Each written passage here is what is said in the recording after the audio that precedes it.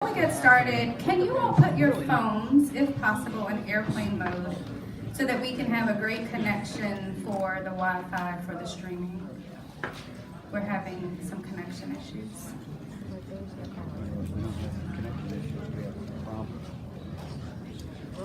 So I'll go ahead and get started. Welcome to the 2024 Candidate Forum.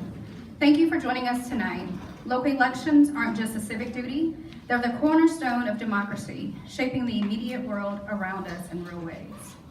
My name is Tamika Hunter, the Executive Director of the Brevard Transylvania Chamber of Commerce. We coordinate this event as part of our mission to connect the business community, local government, and the general public in Transylvania County. Before we get started, I was submitted a writing from some of our our board candidates for the school board in recognition of those who lost their lives a few weeks ago, a week ago or so. Thank you for joining us here today. We are looking forward to a lively discussion and to showing voters our views on the most important education issues facing our schools today. We cannot begin this forum without acknowledging the recent losses of Jaden Ronaldo and Lane Jones, two young men whose lives were cut tragically short. We ask that you join us in honoring their memories with a moment of silence.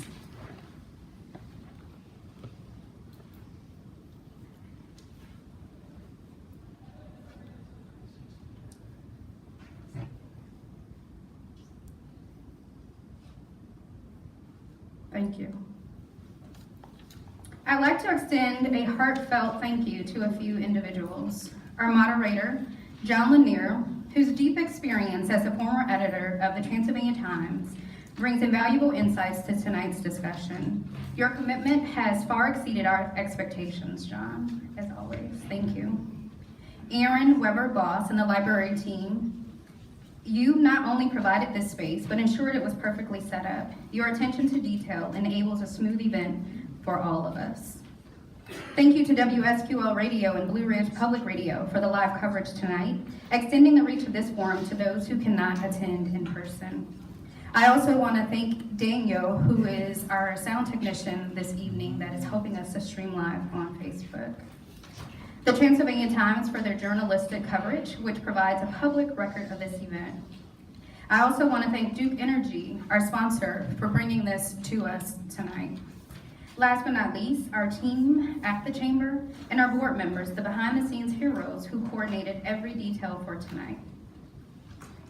Tonight, our collective aim is simple: to provide a platform for citizens to learn about candidates so that they can make educated decisions when voting.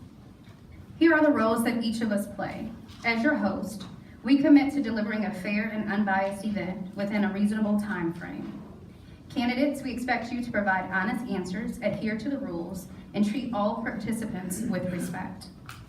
Audience, your role is twofold: to listen, be respectful, and of course to vote. We also encourage you to engage in constructive discussions that contribute to our community.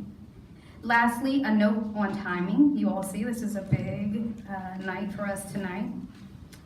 We've meticulously planned tonight to allow maximum speaking opportunities for our candidates. Let's all be responsible and respectful of the time that's allotted.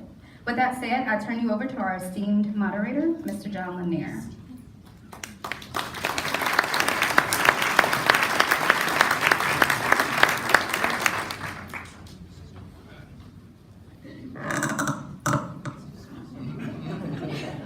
A bit of a height difference.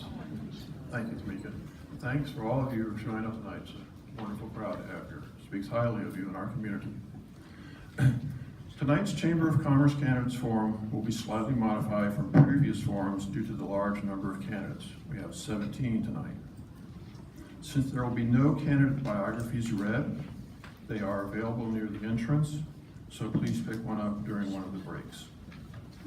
There will be 3 panels or sessions. There will be a 5-minute break after the first panel and a 5-minute break after the second panel. The first panel will be for candidates for the Board of Education. The second panel will combine candidates for State House and State Senate.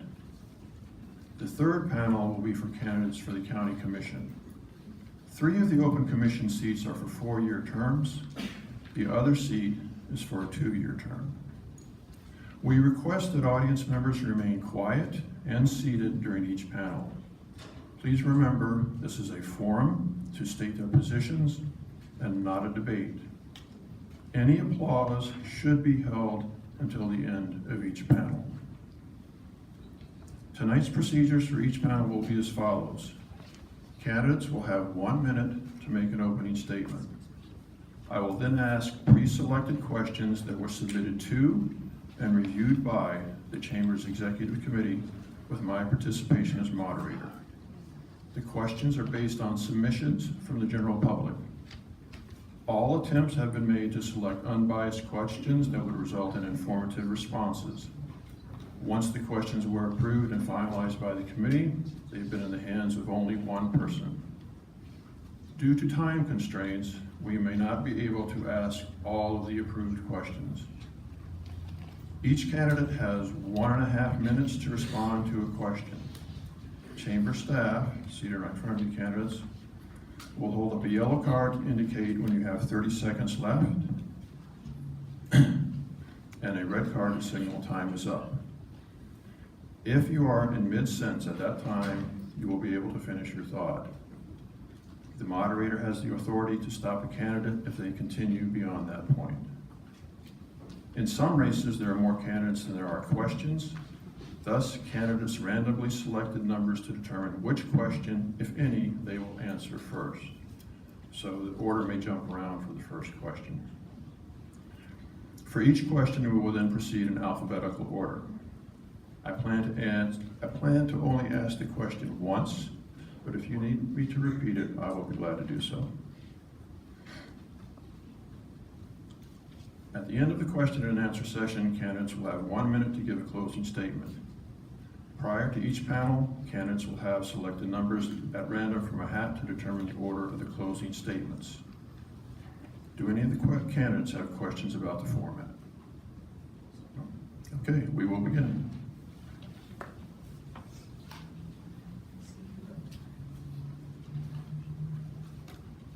So the first question goes to Mr. Lambert, followed then by Mr. Borman. Okay. Question number 1. Sorry. Opening statements. Jumped the gun. Excuse me. Thank you. Yes, Mr. Borman, you go ahead and do your opening statement. Sorry. I thought he let me off the hook there. Thank you all for coming out today. My name's David Borman. I'm running for the Board of Education. Truly, I thank you all and for everyone that's watching online, listening on the radio. It's a testament to this community that we have such interest in these races. So thank you, thank you. My name's David Borman. I'm running for the Board of Education. I have 2 children in Transylvania County schools, an 8th grader and a 4th grader. I also taught English for 9 years, so I have a good perspective on both what teachers are going through and what parents go through every day. When I talk about the campaign I'm running, I really like to stress that I have 3 commitments that I'd like to make to voters. The first is that we need to fix our schools. I don't just mean put a Band-Aid on them. I mean, we need to see it through and start planning for the future now. The second is that we need to bring respect back into the classroom for our teachers and the staff in our schools. And the third thing that we need to do is put students above politics. Thank you. Mr. Cochran. I want to echo David. What he said. Thank you for coming out, and thank you for those of you that are listening online with us tonight. We appreciate that. My name is Greg Cochran, and I too am running for the Transylvania County Board of Education. I went through the school system. Of course, I'm a little older than some of these other candidates here, but I went through the school system. I've got 2 sons. Both of them went through the school system. Now I have a granddaughter that's in the school system. And so I've got a vested interest in the schools. I'm a member of the Transylvania County ROPE, which is the PTA for Pisgah Forest Elementary School. Some of the things that I've done in the past is I've retired law enforcement, spent 30 years in law enforcement, spent 20 years in the United States Air Force Reserves, retired from there back in 2007. I'm a small business owner here in the community. I'm involved in things like I'm the chairman of the Transylvania County Parks and Recreation. I serve on the Transylvania County Planning Board. I serve on the board with the Salvation Army. And I got more to tell you, but my time's up. Thank you. Thank you. Ms. Green. Hi, everyone. Thank you. Like you said, thanks for coming and your attention on this election. It's really important not to just our community, but our kids. My name's Sarah Green. I'm running for Board of Education. I'm actually the only unaffiliated candidate on the ballot, so just make note of that on election day. And I have 3 kids in the public schools, in Transylvania County Public Schools right now. And I'm an active volunteer in the schools. I've been volunteering on our parent-teacher associations for some years. But I think a really important part of my experience is my role as a public school teacher myself. So I am bringing that role with me to this board, and just to speak a little bit about how I approach teaching. Is that when you have a body of humans that you're in care for, we find those unmet needs. There's a lot of different needs going on, and we need to get them somewhere. And the teacher's role is right there in the middle, figuring it out, the messy middle, all the stuff that's going on. And I just want to be a part of the solution and build those relationships in that space. Thank you. Ms. Harris?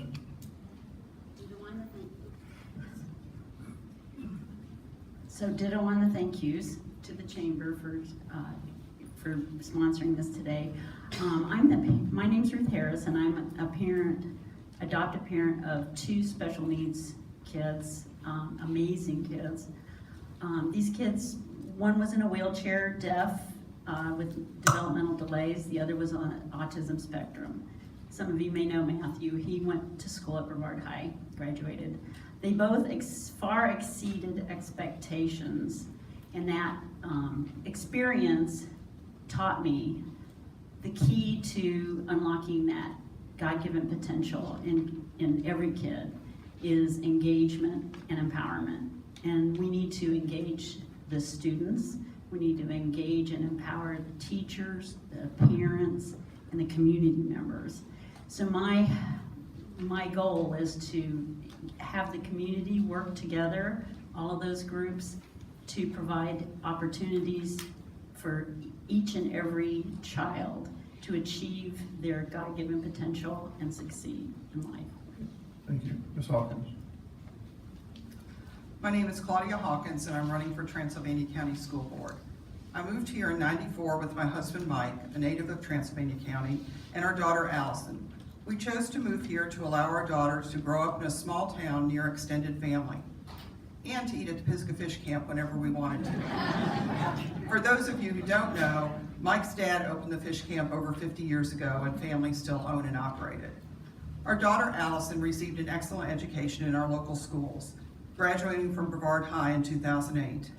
I'm running for school board because I want to ensure the current and future children of our county also receive an excellent education. I'm a certified public accountant with 40 years of extensive financial leadership experience. With the current situation we face with our school system, my financial expertise is critical to a well-functioning school board. I look forward to sharing my vision for the school system. Thank you. Mr. Lambert? My name is Ricky Lambert. I'm a lifelong resident of Transylvania County. Graduated in 1989 from Brevard High School and 1993 from Marshall College. I've been involved in the school system since my first semester getting out of college, coaching at Brevard High School for over 20 years. Been involved, or the president of the PTO at Pisgah Forest for the last 2 years. I was a magistrate for 10 years, and now I'm an insurance agent going on for 15 years. I've got a child that goes to Pisgah Forest Elementary School, and seeing the way the schools are and have been led my decision to run. I want my son to have something better than I had, okay? And I think with everybody working together and everybody being on the same page, that can happen very quickly and make our community even greater than what it already is. Thank you. Thank you. All right, now we can get to the questions. Okay. All right, Mr. Lambert, you are first. In 2018, the majority of voters approved a $68 million school bond. How do you plan to move forward with the school bond and address multiple facility needs? You have a minute and a half. Okay. I guess that's the thing that's on everybody's mind, right? It was, the vote came and it was passed, and then everything broke loose, right? COVID hit, increased costs in building hit. And then looking at some things, I think they were trying to do a few things, maybe that we should have done a little more. But now we're in a predicament, we have to fix what we've got. And I think a big step was made last night.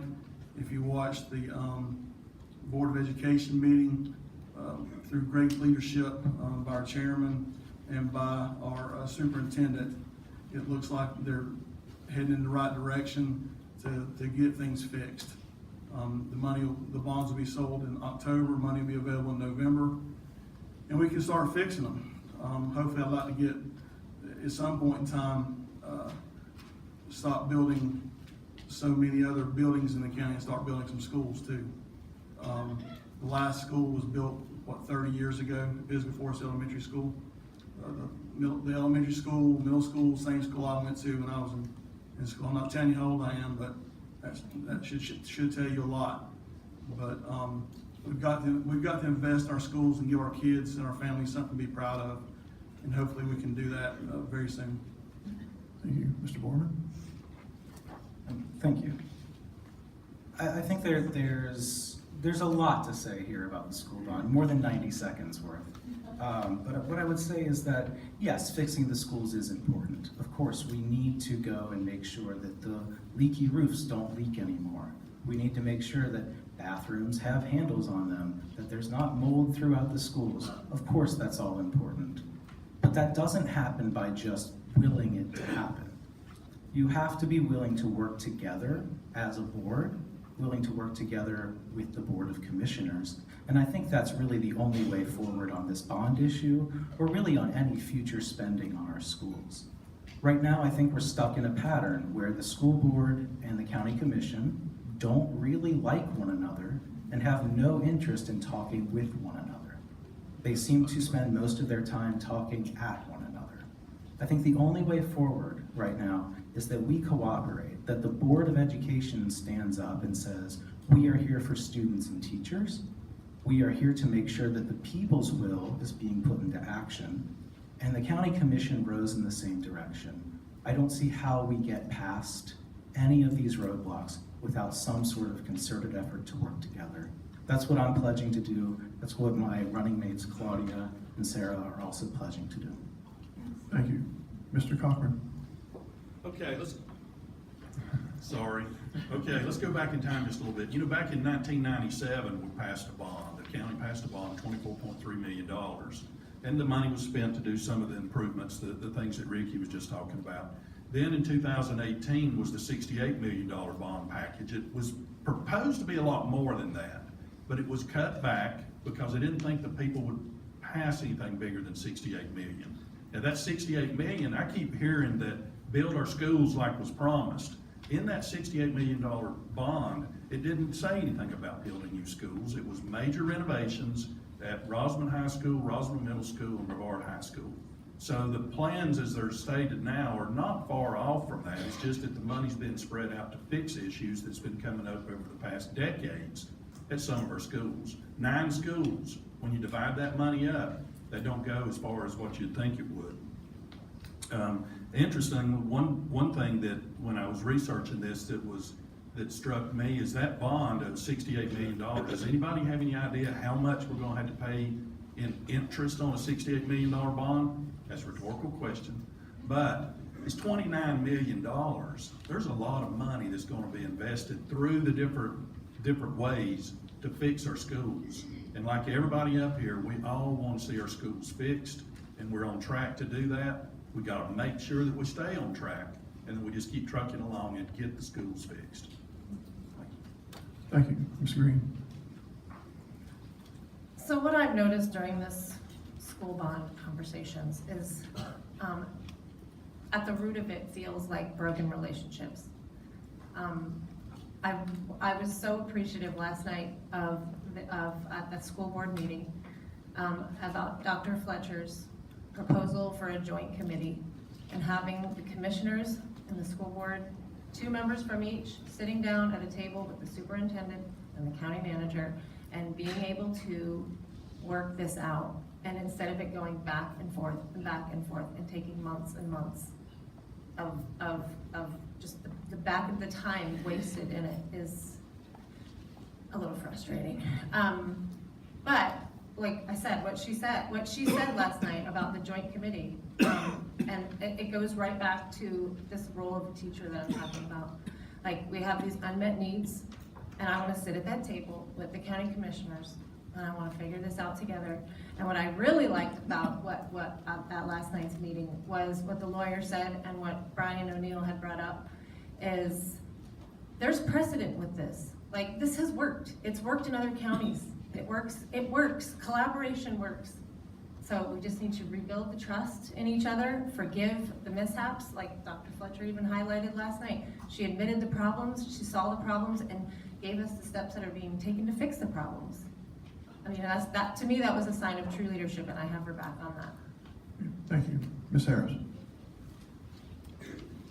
So I agree with, much of what has been said in terms of the history. This whole situation, we were overcome by events. It was between 20 and 30% increase in construction costs from the time the bond was voted on and the time actual architectural plans and bids and all the rest of that came through. So I think that revising the plan to relate to go towards actual maintenance of more of the schools was a wise decision. And it did take a while to get all of those tasks identified with the Axios study that was done, the engineering that was done on like the beams at the high school. There were a lot of analysis that needed to be done in order to get the plans put together. But they are together now, and there is a definite schedule. The county has published the plan on their website. The bonds are on schedule to be sold in October. So we just need to move forward with that. And I think the key thing now is the management of those projects. And the plan that they discussed last night of a joint management of those projects with everyone having an input, I think is a good one. We do need to have someone who's ultimately responsible for the construction manager in terms of, who does that person report to, but that can be worked out. And so we just need to make sure that those projects stay on schedule. Thank you. Ms. Hawkins? I'd like to start off by saying that the county commissioners are touting that we have a long-range plan. It's not a plan, it's a deferred maintenance to-do list. That's where we are, and let's just admit it. And it started out, and I want to back up the truck, because it started out at the very beginning. We didn't ask the correct question, the school board didn't. We didn't start out by saying, how do we offer the best education for our students in the future? We have to look forward 20 or 30 years. How are we positioned? And that doesn't start with facilities. You start out with answering that question. What do we think education's going to look like in the future? We didn't do that. Instead, we just said, we've got these buildings. Let's assume these are the buildings we're always going to have, and how do we make them a little bit better? We didn't think about the fact that some of these buildings are maybe functionally obsolete or are too far gone to sink a lot of money into. But instead, we're having to fix roofs. We've got to make them dry. We've got to make them safe. We've got to have at least a minimum level of safety and comfort for our students and our teachers and our staff. But here's my fear looking at that list, and after touring all the schools, I'm really afraid that we're going to waste a lot of taxpayer money, sink a lot of money into facilities that 10 years from now, it'll be clear, they're just, those buildings need to be gone and replaced with new buildings. And that's what our children deserve. And we never did the work to make that happen. All right, thank you. All right, question number 2. And this time, Ms. Hawkins, you drew second. Or you got this question. Question 2, do you support the consolidation of our 2 high schools?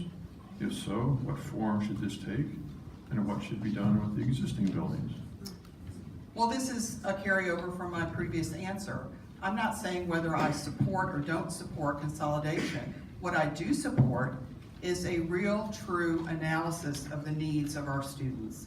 We need to look at our demographics and the projections. I think to be realistic, do we really think that we're going to have a large growth in our student population? I would guess probably not, but I'd like to see us really look at that deeply. Where are our population centers?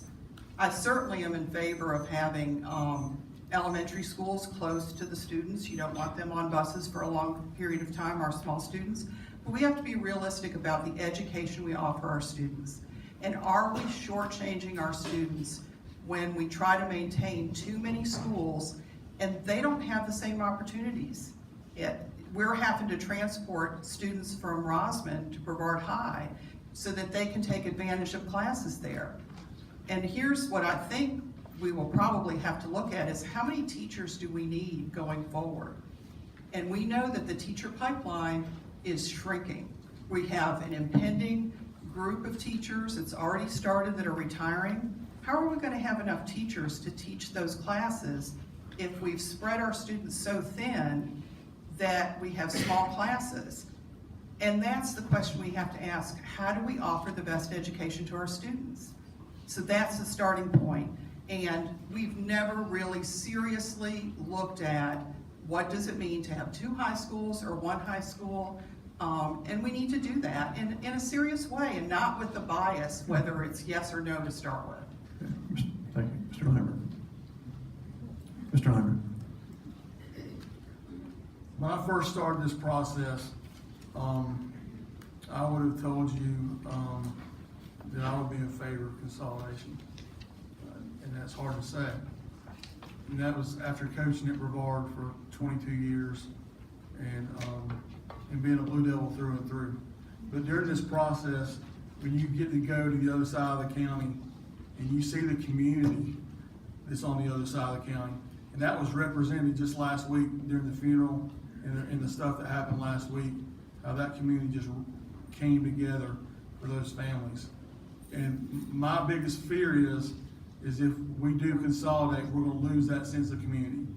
Because I don't know how many of you are from here or not from here, whatever. But way back when, 20, 30 years ago, right, on a Friday night at Brevard High School, everybody in Brevard was at Brevard High School watching a football game, okay? Now that's very rarely the case, okay?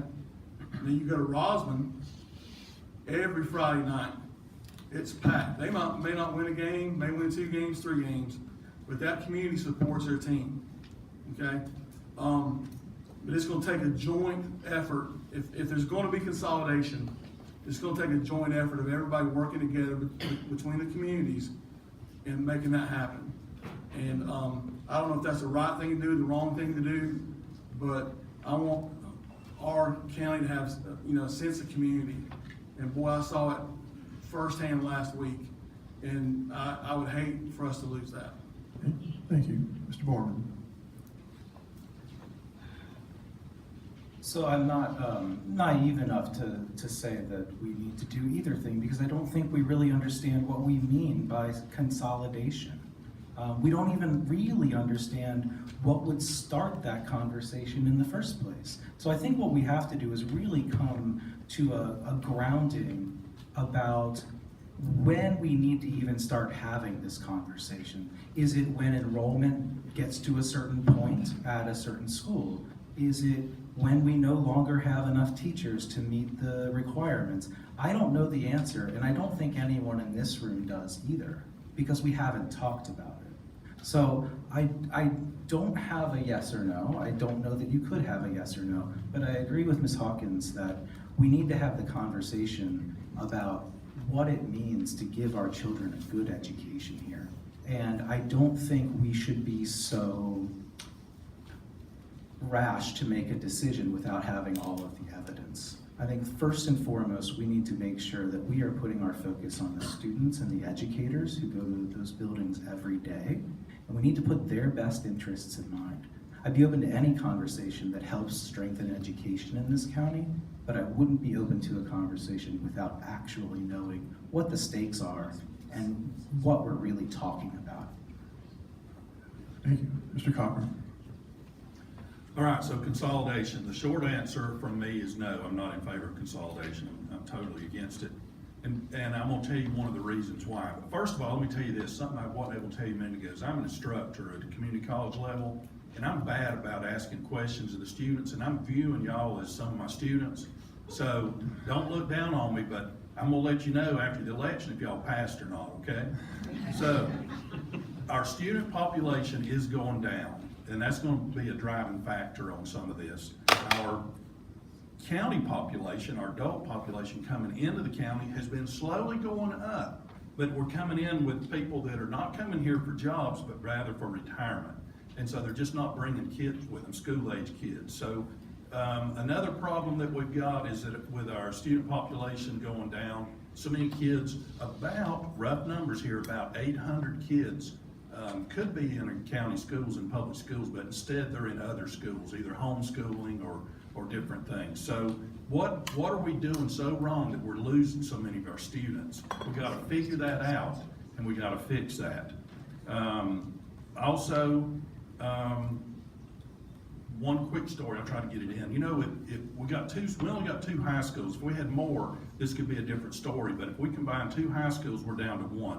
How many of you in high school had trouble with some of your fellow students to the point that you didn't feel safe in going to that school? Right now with 2 schools, if you got a problem at one school, you can always go to another school and hopefully have a productive learning season there. So thank you. Thank you. Ms. Green? So I want to echo what Claudia said about how do we offer the best education for our students. Like, we have to ask that of our communities. Like, what my biggest fear with this idea of consolidation, it does seem very one-sided. It's either we consolidate or we don't. Like, there's a lot more space in between there. There's a lot more creative solutions that can happen when we address our needs and what the needs really are. Like what David said about collecting the evidence and knowing where the needs of the community truly are so we can best educate our kids. And we don't have that answer right now. And I feel like my biggest fear in the whole situation with the consolidation conversation is that the conversation is going to keep getting pushed aside and aside and aside until one day we just say, oops, sorry, Rosamond, no more school. Y'all got to come to Brevard. And I don't want that to happen because I do absolutely respect and care for the Rosamond community. And I don't want to lose, a school is the center of a community. It's the heart of a community. I don't want to see that culture become just swept out from under anyone. So I really think that it is possible for us to have conversations, meaningful conversations that do collect the evidence that we can decide what's best for everyone. Thank you. Ms. Harris? So being the last answering the question is always, I agree with everybody. I am not in favor of consolidation. I am very in favor of playing off of something Greg said. We need to figure out how to get the students back that have left for whatever other reason.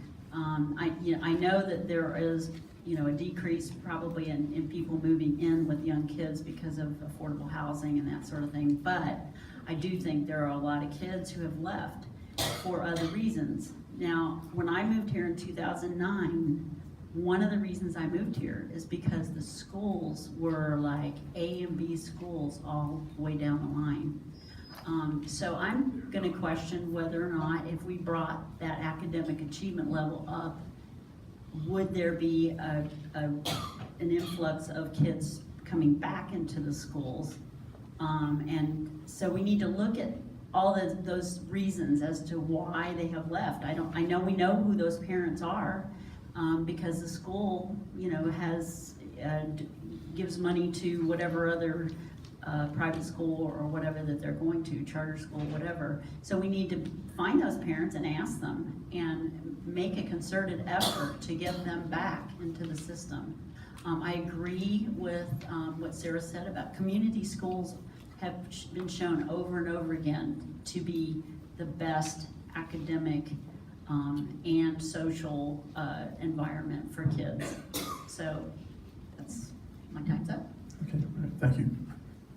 All right, question number 3, Mr. Cochran, you are first. Teacher turnover is at a critical level. Many teachers, some with more than 15 years of experience, are leaving this county and teaching in nearby counties. What specific strategies do you propose to address this issue and retain quality educators? You know, I don't really know the answer to that, but I'll tell you this. There's multiple ways of going after this. One is affordable housing. I mean, that's a hot topic, affordable housing. We've got to figure out a way to help the teachers to be able to afford the housing. And I think there's a couple things that can be done with that. Of course, talking to some of the business owners in the community and maybe pooling our resources and coming up with some plans. I've heard a plan that I thought was really good, is take some of these old buildings that are around here and turn them into housing, and make it to where teachers have basically the first choice of being able to go into these. Another thing, of course, is raising teacher pay. The state sets the basic standard. We do a supplement here in the county, but the county is, I mean, let's face it, if they start raising the pay for teachers, probably we're going to get hit with some tax increases. We voted for a tax increase in 2018, right? Some of you are probably going, no, we didn't, but in that bond, we agreed that the taxes would go up. So I don't want that anymore. I don't like that, and I'm sure that y'all don't either. Another thing is, I think teacher morale. We can do some things to actively help the teachers through the PTA. Some schools don't have PTAs. So we need to get a PTA in each school and do some things to help the teachers and hopefully get their morale up where they enjoy their job even more. Thank you. Thank you. Ms. Green? Yeah, the parent-teacher associations are very supportive. I've been proud to be part of the parent-teacher association at Brevard Elementary. I say my school. At Brevard Elementary, where my kids have gone over the past 8 years. And sorry, I just got off on a tangent because you reminded me of like the power of the parent-teacher. And we're doing a lot to support, but actually that's why I'm sitting up here, because when I was sitting on the Parent-Teacher Association for so long, I thought I have to be doing more for these teachers. I mean, I feel like we do so much and it's not enough. Like, and when I'm in those schools and I'm seeing those teachers and I'm talking to those teachers, a fully staffed school is not a fully resourced school. Our teachers are so spread thin. They're being asked to do the jobs of 2 and 3 people. Dr. Fletcher brought it up last night when she was talking about this joint committee to handle the school bond and giving some power over to the county commission to take care of the school bond things and giving some control over to them. And one of the reasons is because she has a facilities manager that's doing 2 jobs. And we have an assistant superintendent that's acting as our CFO right now because we can't hire a CFO. Like, our teachers are doing so much. And I think the best way to get teachers and retain teachers is they should be teaching and they should be operating at like every member of the administration and staff member of the schools. Our focus should be having them being, sorry, I lost my train of thought. Having them being performing at the height of their profession. Okay, Like, an assistant principal should not be driving a bus. Sorry. He needs to be leading a school. We have to cut you off. Sorry. Ms. Harris? Okay, so it is an issue. I want to say that at the beginning of the school year, there were no positions that were unfilled. We asked all the principals that as we went through on the tour. But there is a narrowing of the number of applicants that they are getting. I agree with what others have said in terms of we need to find ways to improve the morale, improve the working conditions, but I think there's a lot that can be done in that area. One of the things we can do is we can make sure that teachers have the tools, and I know I've been told not to say much about AI, but the AI tools that are available, having been a former engineer and working in the area of AI, I can tell you that there are tools here today and coming down the pike that will give teachers personal time back. They will cut down on the amount of paperwork, the amount of time it takes to design lesson plans. There's all kinds of time savings that they can get if we provide them with the right tools. I also think we should look at, wherever possible, encouraging people who grew up here to be interested in coming back and teaching here through FTA, Future Teachers of America clubs, scholarships, mentor programs. So I think there is a lot that we can do to handle that teacher shortage problem. Thank you. Ms. Hawkins? Recruiting and retaining excellent teachers is the most important thing we can do for our school system. That is the highest predictor of our student success. I view the recruiting and retainment as a three-legged stool. Compensation is number one. People have to be able to pay their bills.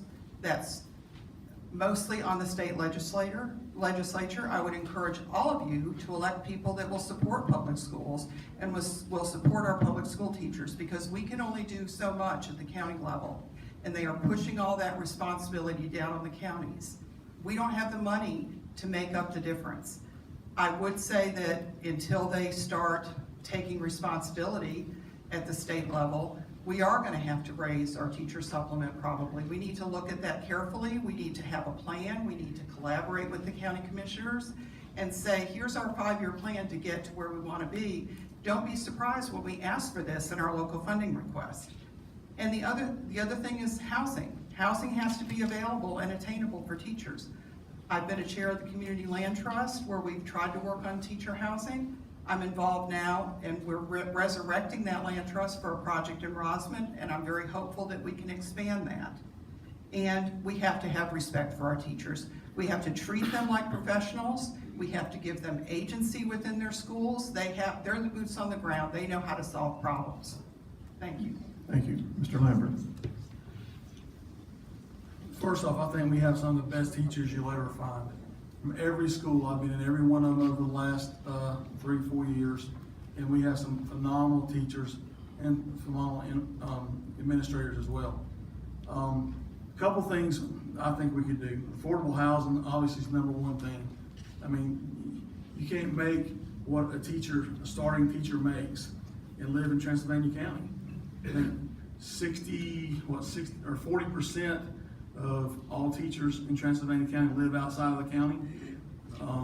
That says something right there. The county or the school system does own some land that could be used possibly to build some teacher housing. That's been talked about. Building something, I think Buncombe's done it.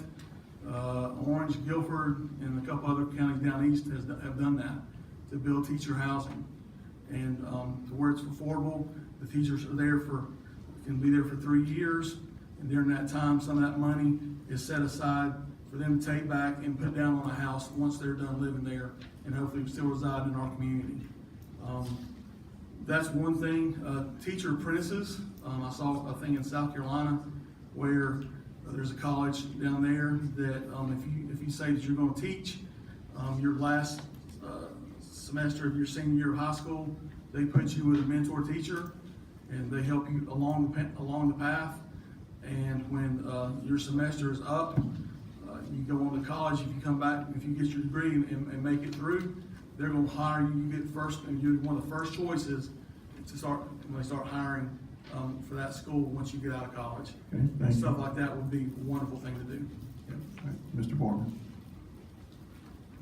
So I know I have a baby face, but I feel like the cranky old man up here at the table right now. I don't think teachers are asking for tools like AI or an extra cup of coffee. Like, I think they want schools that are in great condition. Like, I think they want us to fix the schools and show them some respect for their profession that they've chosen. So how do we make sure that we reduce teacher turnover? Well, let's fix the schools first, right? Let's make sure they don't work in unsafe environments, that they don't have concerns about their students being taught in unsafe environments. Let's make sure that they have the support system around them so that they can do the thing that they do best and love best. I also think that we really need to focus on what a school board can do in this discussion. I am all for more affordable housing. I think that will be a great solution to a lot of issues we see.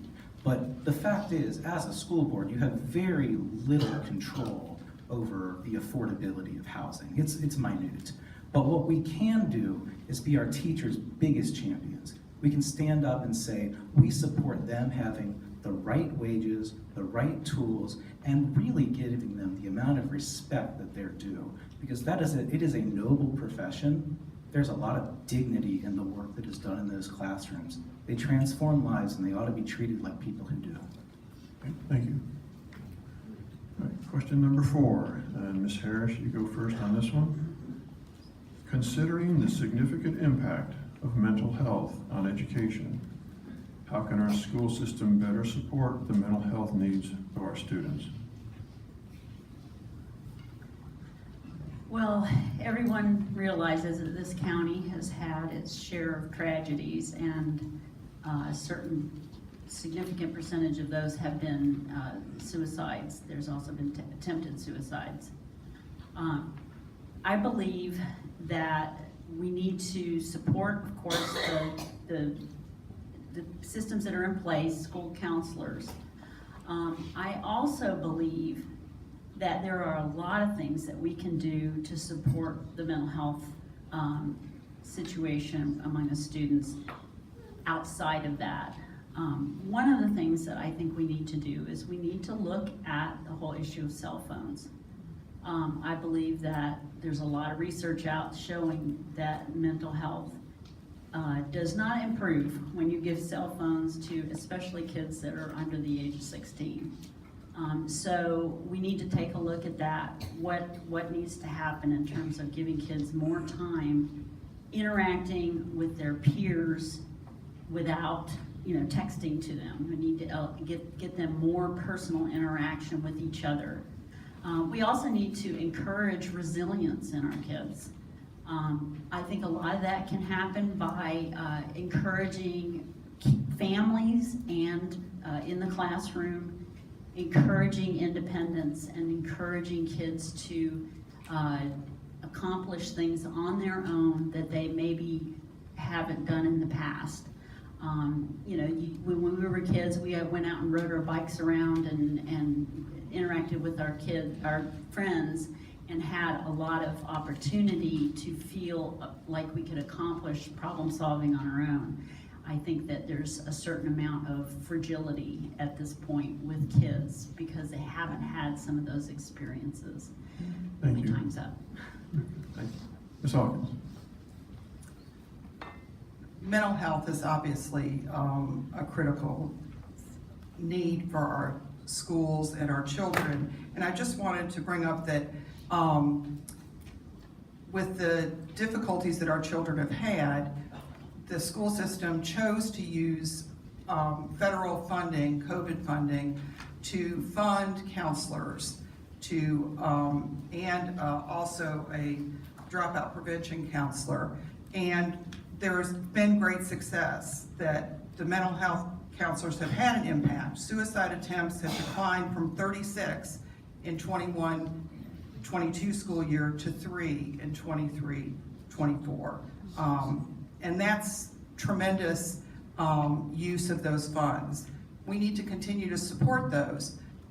The county commission did not support funding those, and instead slapped the hands of the school board and said that was not an appropriate use of ESSER funds.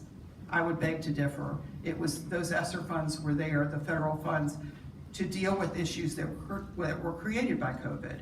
So I think we need to continue to do that, and we need to continue to really advocate for that and make it clear to the public what our local funding request is for and the good that it's doing in our schools. Thank you. Thank you. Mr. Lambert? I remember last year, one child took their life. I went and talked with Dr. Fletcher a couple days after that, concerned about how many counselors do we have, how many social workers do we have, and all this. We can never have too many, right? Mental health is not just a student issue, it's a personal issue, it's a societal issue. And to me, one of the first things we need to do is someone that believes in God, we need to be, back in our churches and our kids back in churches where we let kids out going playing travel ball on the weekends and doing all these other things. Instead of doing that, they need to be in church. But I also think that we need to spend the money there. We have to spend the money there.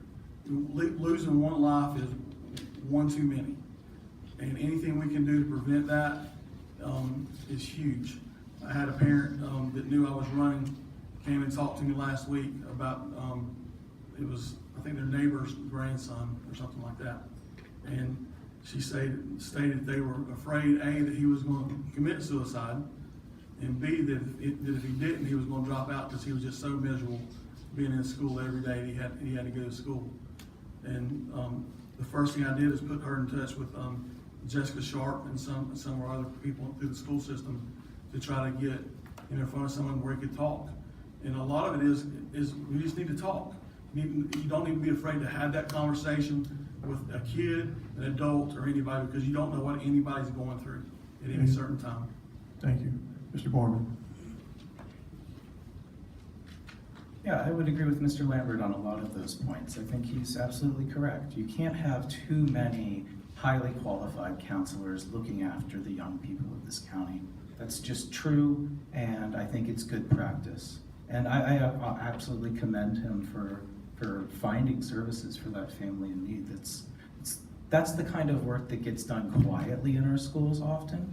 And I think that one solution, just one, I don't have all the solutions here, but one solution would be to have someone in our school system whose job it is to put people in those positions where they can find a resource, whether it's in the schools or in the community.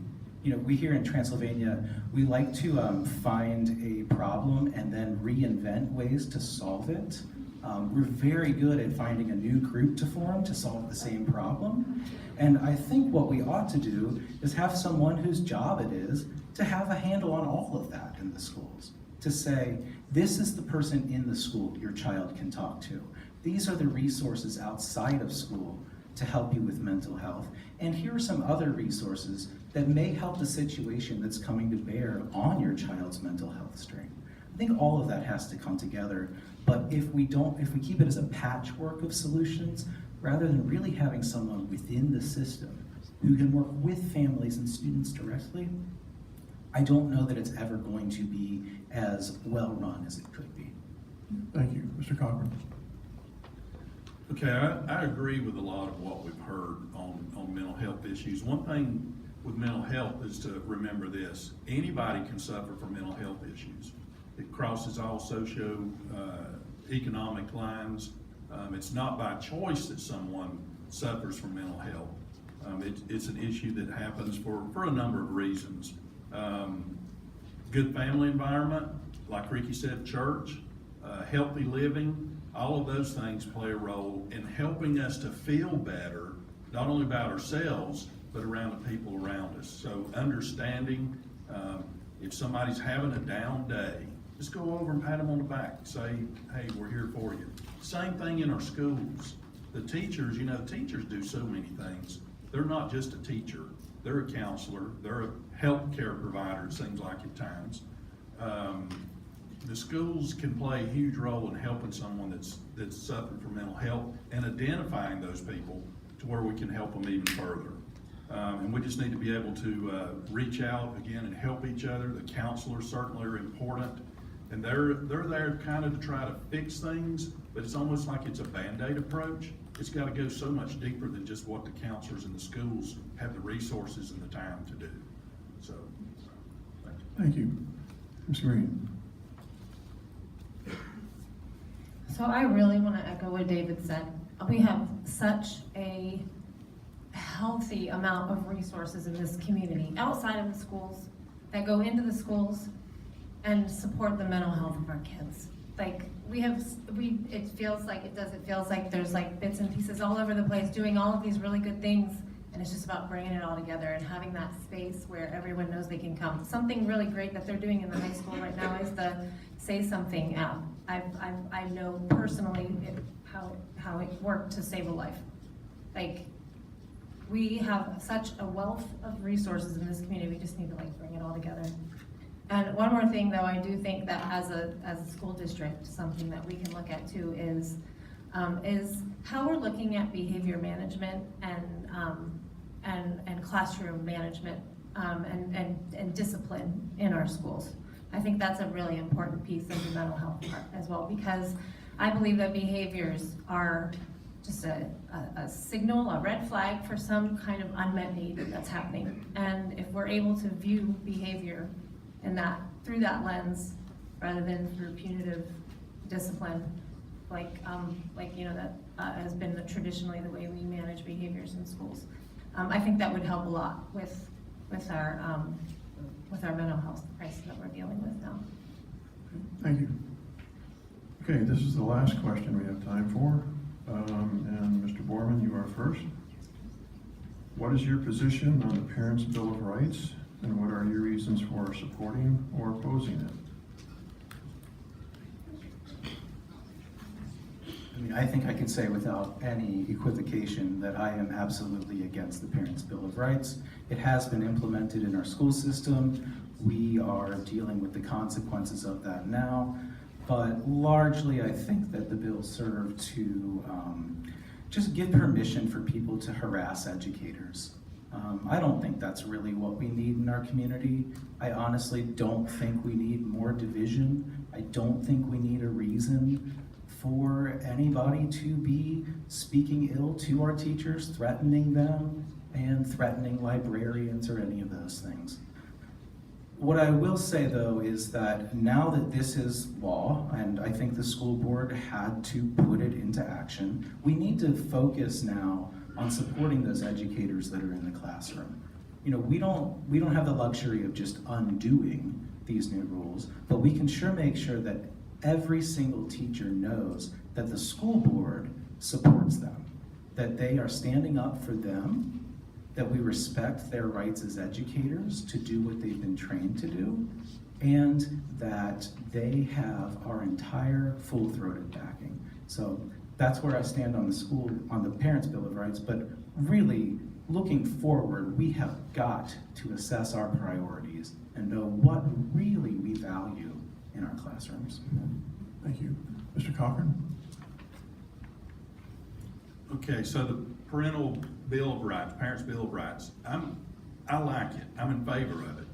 The downside to it, really, here in Transylvania County, it really didn't make that big of an impact, because a lot of the parents here are involved in their school's or their kids' education and their kids' health and stuff. So it went in August of last year, of 2023. It of course gives more rights to parents to access the information about our children. The districts are by law forced to create policies to help parents to get more involved. And what's wrong with that? Shouldn't the parents already be involved without being told that they have to be involved? They sure should. It gives a better school choice. Schools are to notify parents when things are going on with their kids. That should be going on anyhow. There shouldn't be anything hid from parents about our kids. Back on encouraging parents to be involved, we've been talking about the PTOs here in the county, and we need more help there. So if you got kids or grandkids, or you don't have kids and you want to be involved, get with your school in your area and let them know that you want to help and get involved. Thank you. Thank you. Ms. Green? I believe that parents always have rights. I don't think the Parents' Bill of Rights was necessary, but I do want to look at maybe the origin of why the Parents' Bill of Rights even came to the table. I feel like there is a dissatisfaction across our culture with public school. And I think that this may have been the origin or the rising up of why the Parents' Bill of Rights came to fruition. Although I think that it has been, I don't like to use the word, I'm gonna use it as pretty harsh, but I feel like it's been weaponized against teachers and the autonomy of teachers and the teaching profession. I do believe parents should be involved, and we shouldn't have legislation that tells us that we need to be involved. I've always been involved as a teacher. I've always been open and transparent with my students and my students' families. And I don't think there needed to be legislation for that to happen. Thank you. Ms. Harris? I supported the Parental Bill of Rights. I believe that, especially the provision that requires schools to have a plan for how they're gonna engage parents. Engaging parents is the single most important thing in achievement for kids. I mean, as a former educational researcher, that was the one thing that came out over and over again, is that the more engaged the parents are, and most teachers will tell you this, the more engaged the parents are, the better the child will do in school. So I think coming up with more innovative ways, it's not just a matter of informing parents about what's going on in school. That's important, and we need to do a really good job of that. But it's also about how do you engage, as I go back to what I said before, engaging and empowering parents to be partners in what's going on in the classroom. And so having a plan for how to do that and trying some innovative approaches to that, I think is one of the most important things that we can do in the school system, especially in the early grades, because once you get past a certain age, like if you're not feeling comfortable with math by the 5th grade, then it's very difficult for you to be successful in math in later grades. Same thing goes for reading. So we need to find ways to get these parents involved and at an early age. Thank you. Ms. Hawkins? I would say that I think the Parents' Bill of Rights was a solution in search of a problem. Parents have always had rights, as Sarah Green said, and I find it interesting when we talk about parents' rights, we never talk about parents' responsibilities. With rights come responsibilities.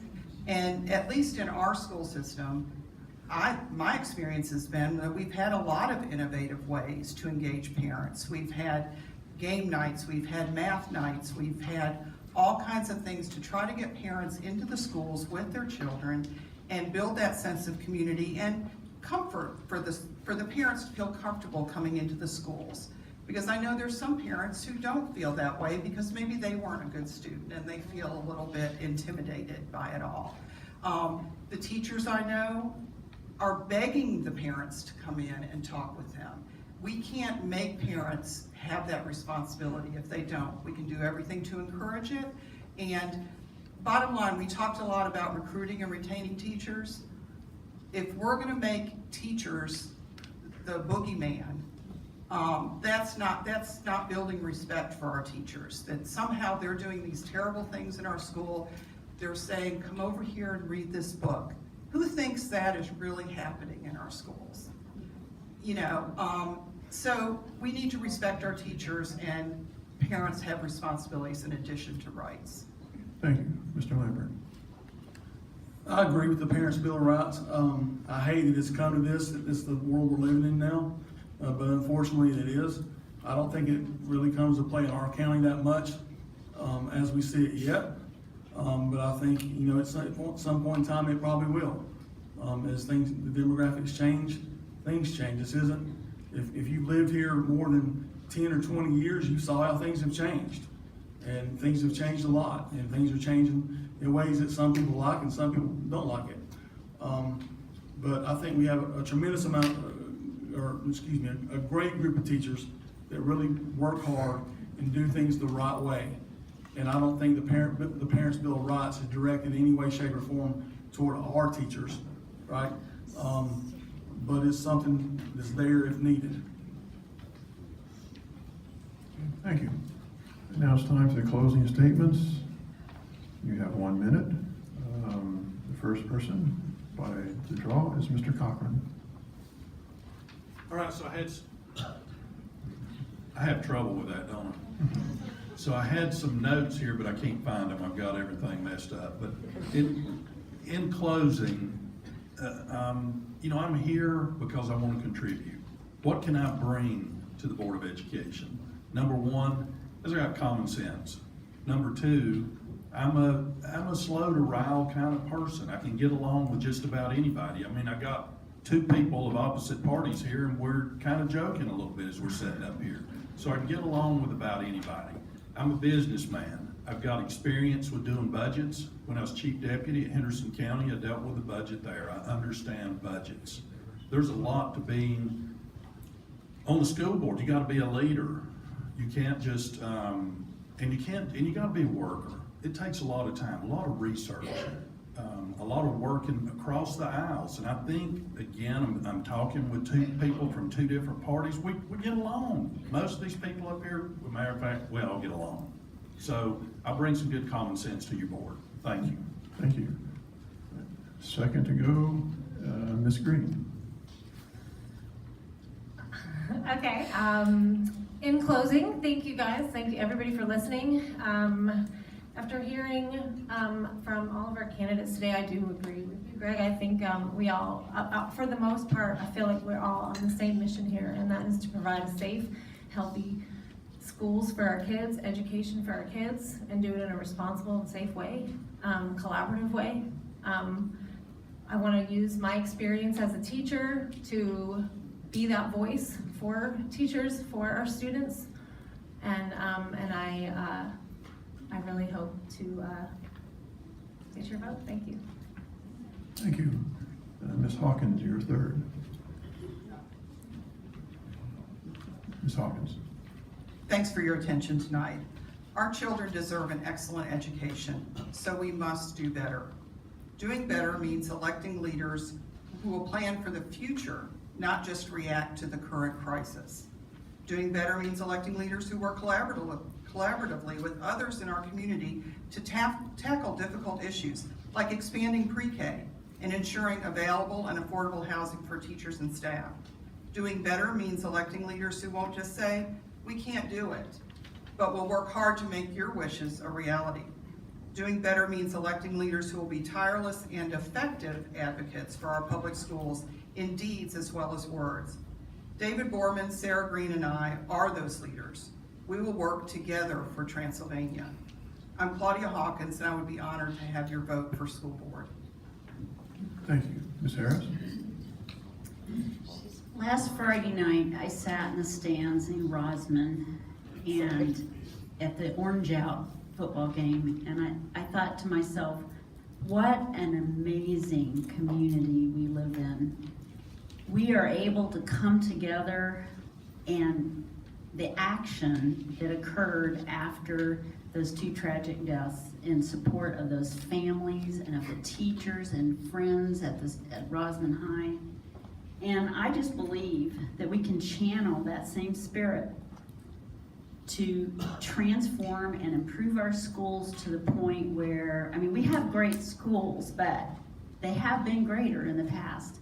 And I think we can channel that spirit, come together, as I said, to empower and engage students, parents, teachers, community members, to make these schools the best, so that they're envy of all of the rest of the state and the rest of the country, for that matter.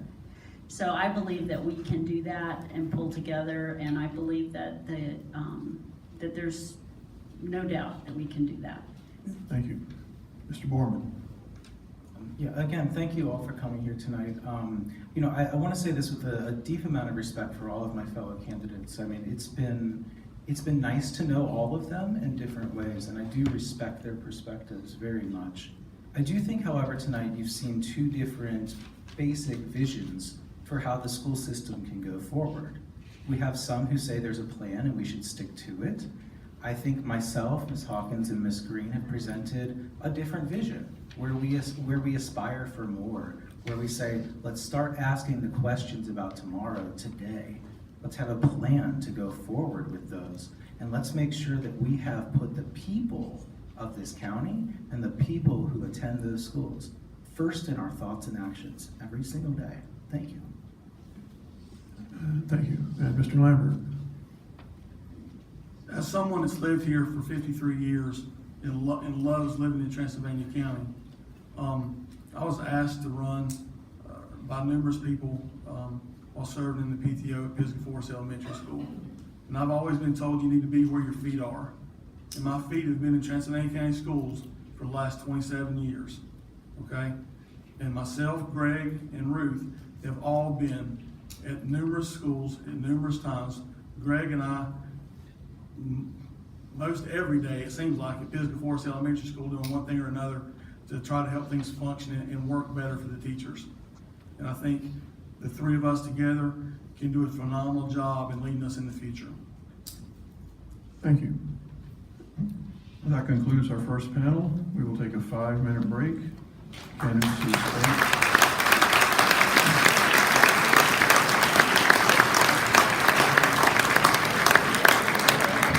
Candidates who the State House and Senate, please come forward.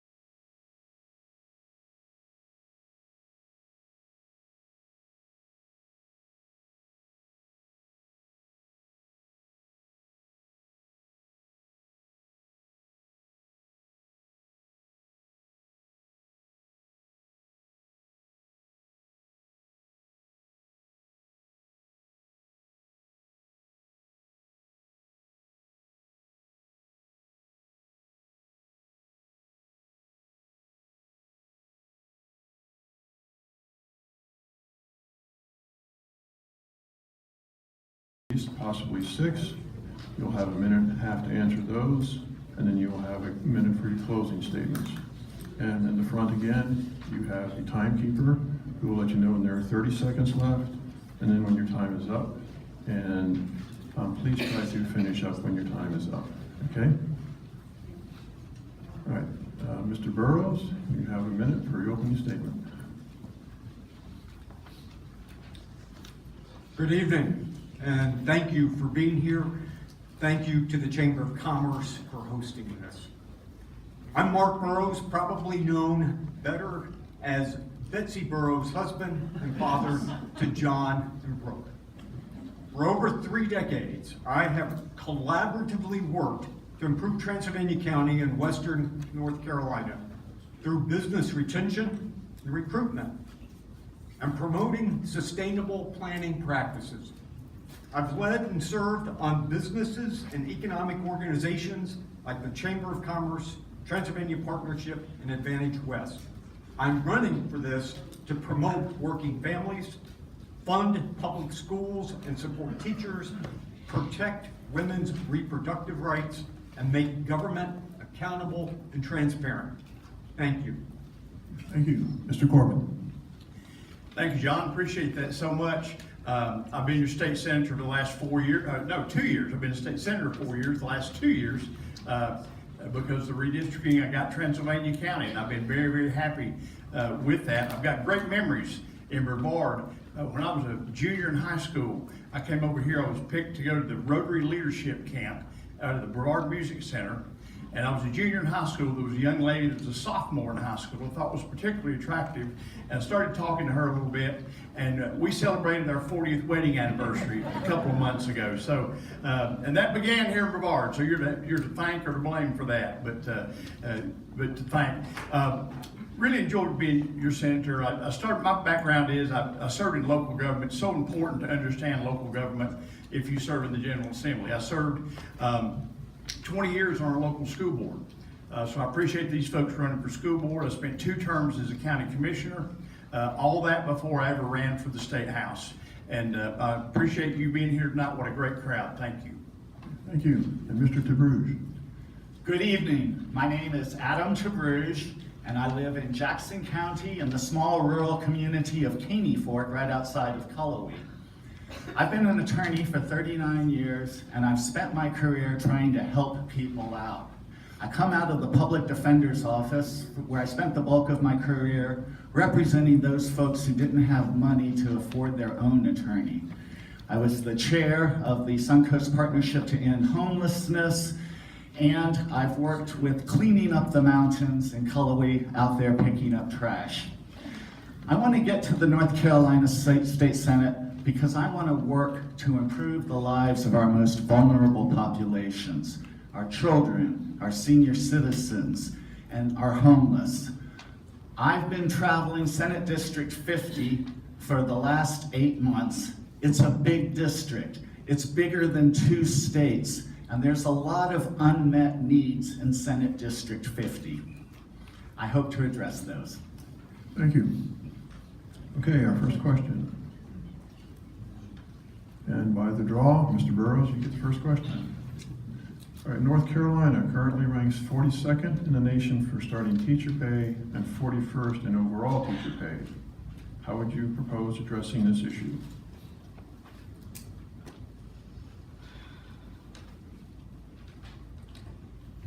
Thank you.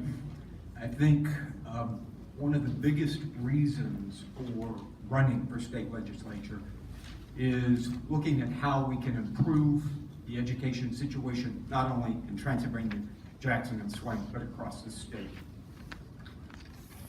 The biggest thing that we can do to support funding of education is to say we can. And it sounds kind of simple to just say we can, but we're not. And what we're doing in 2025, the corporate income tax and personal income tax will decrease. We will lose $1.4 billion in tax revenue. The legislature, extremists, want to take that down to 0 for corporate income tax. That is money that could be used to pay for education. And it should be noted that of that $1.4 billion, 2/3 or $1 billion will go to the 20% wealthiest North Carolinians. It's a matter of how we can do it. It is funding and finding the resources, and it's a prioritization, and it is prioritizing, in my case, education. Thank you. Mr. Corbin. John, thank you very much for that question. So when I walk into the General Assembly every day over the past 8 years, 4 years in the House, 4 in the Senate, I'm the most pro-public school guy in the building. I served 20 years as a school board member, 16 years as chair. I know what it's like to make a school budget. I appreciate what our teachers do. I don't have any notes tonight, but I happen to have one piece of paper in my pocket simply because I got this today. I stuck it there, and I'm glad I did. I didn't know that question was going to be asked. Our teacher pay absolutely needs to be increased. The problem is that too many people start to play the blame game. Democrats want to blame Republicans. Republicans want to blame Democrats. I can give you a lot of history that there's plenty of blame to go around. We just need to increase it. We've been doing a good job. We're not getting there yet. One thing I did is teamed up with rural legislators across North Carolina, and we came up with a plan to do something North Carolina's never done. We did this in this past budget, and that's to give state-funded supplements to local teachers, rural teachers, not to the big city, but to rural North Carolina teachers. And I just got these figures today for my counties, and I won't read them all up, I don't have the time to do it, but to my 8 counties, we're getting $6,471,000 to go directly in the pockets of teachers as supplements. That's an average of $3,308 per teacher. Now, wish that were more than that, but it's a start. And that's something I work to do with legislators of both parties, which is what we need to do, folks. We need to work together. Folks that elect us expect us to work together and solve problems. Thank you. Mr. DeBruge. The problem is that for the last 8 years, while Senator Corbin has been in the General Assembly, our rank for teacher pay has gotten worse each year. And now the state of North Carolina ranks near the bottom for teacher pay in our country. I'm assuming that Senator Corbin is as passionate about education as he says, but the real thing for education is to take care of the people inside of our schools. Last week, I was volunteering at our elementary school in the cafeteria because they didn't have any lunchroom staff because nobody wants to work for those wages in the cafeteria. When the General Assembly then decides to take $500 million out of our public treasury and give that away in the form of vouchers, that is not taking positive steps towards improving teacher pay in our schools. That's money that's going to increase every year. It's going to be treated as an entitlement, and it's going to bankrupt our entire budget. And also, this money is not even useful out here in the West where there are very few private schools. So it's a transfer of money from our Western schools to the center and eastern part of the states. I am completely opposed to these school vouchers, and I want to fund public education. Thank you. Hold your applause to the end, please. Hold your applause to the end of the panel. Thank you. Number 2. And Mr. DeBruge, you will go first. What is your stance on Senate Bill 20, which bans most abortions after 12 weeks, with certain exceptions? Well, Senator Corbin to my right was the chief sponsor of Senate Bill 20. And personally, I think the Senate Bill 20 is a disaster. I was raised differently. I was raised by a mother who taught me to respect women's rights. I cannot fathom that now in the 21st century, we are going to tell people in this room that you don't have the ability to make your own healthcare decisions. I think that that's completely wrong. I have a personal connection to Senate Bill 20 as well. 30 years ago, my sister, who was pregnant with a wanted pregnancy, was diagnosed with colorectal cancer in the 20th week of her pregnancy. And in order to save her life, she had to lose the baby.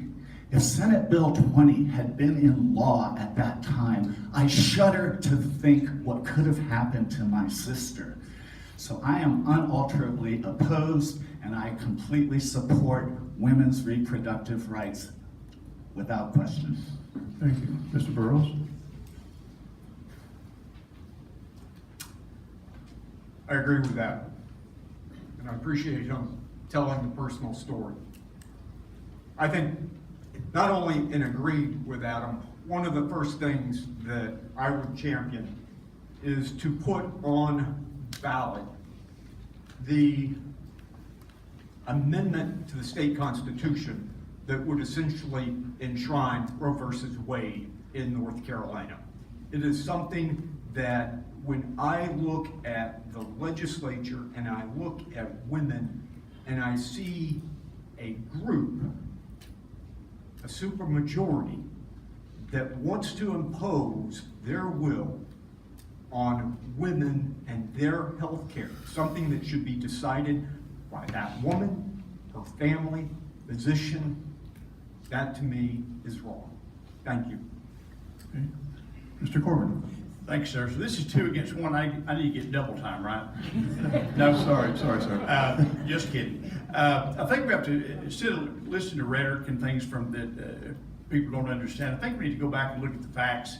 Roe versus Wade was overturned. None of us asked for that to happen. That's something that happened at the federal level. When that happened, then every state, the abortion laws reverted back to the way they were when Roe versus Wade was passed. It was in 1973. I was in grade school.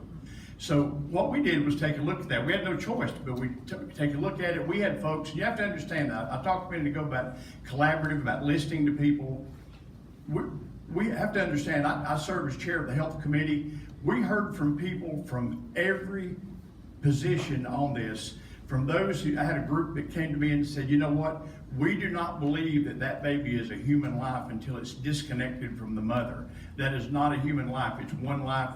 And then we had people that said they didn't believe in abortion at all. 0 abortion ban. Well, we wound up doing something in the middle with somewhat of a compromise. We went with a 12-week, not 20 weeks, but 12. And the folks that call it an abortion ban are just being disingenuous. If you have a salt ban in Transylvania County, that means you can't have any. And it's not an abortion ban. It's 12 weeks for any reason. And then we have exceptions for the life of the mother, rape, incest, life of the child, fatal fetal anomalies. There are exceptions for all those things. And we put $160 million. How many of you heard this? $160 million into the budget recurring for women and women's health on top of that. And I'll talk about that more in a minute. Okay.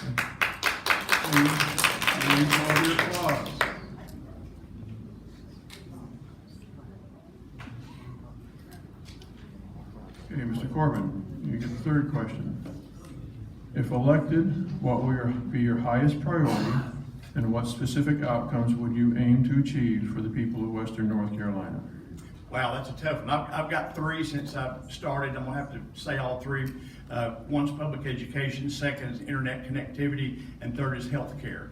And those are the 3 areas that I've worked in and had the most success. Very quickly, internet connectivity was a huge issue. We all talked about it 4 years ago. Why are you not hearing about it as much now? I helped start the GREAT grants, G-R-E-A-T, GREAT grants.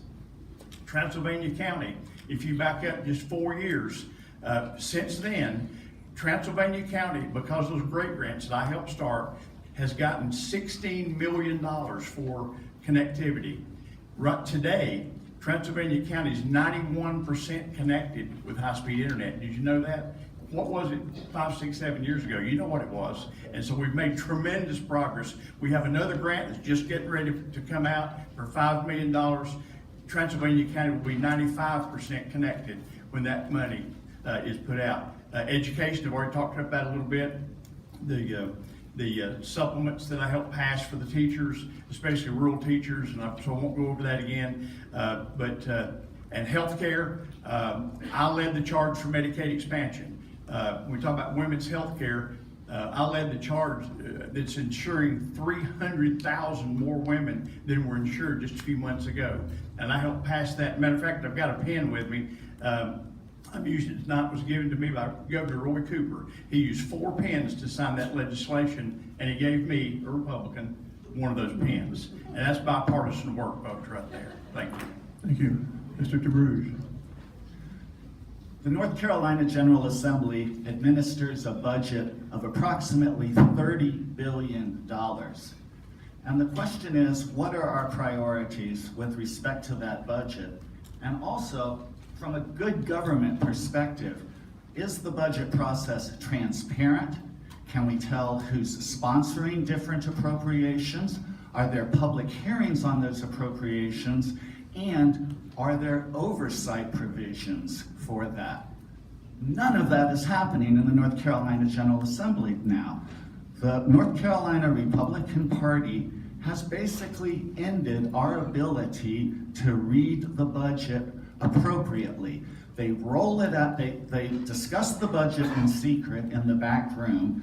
They roll it out with all their appropriations, and we can't even tell who's behind what.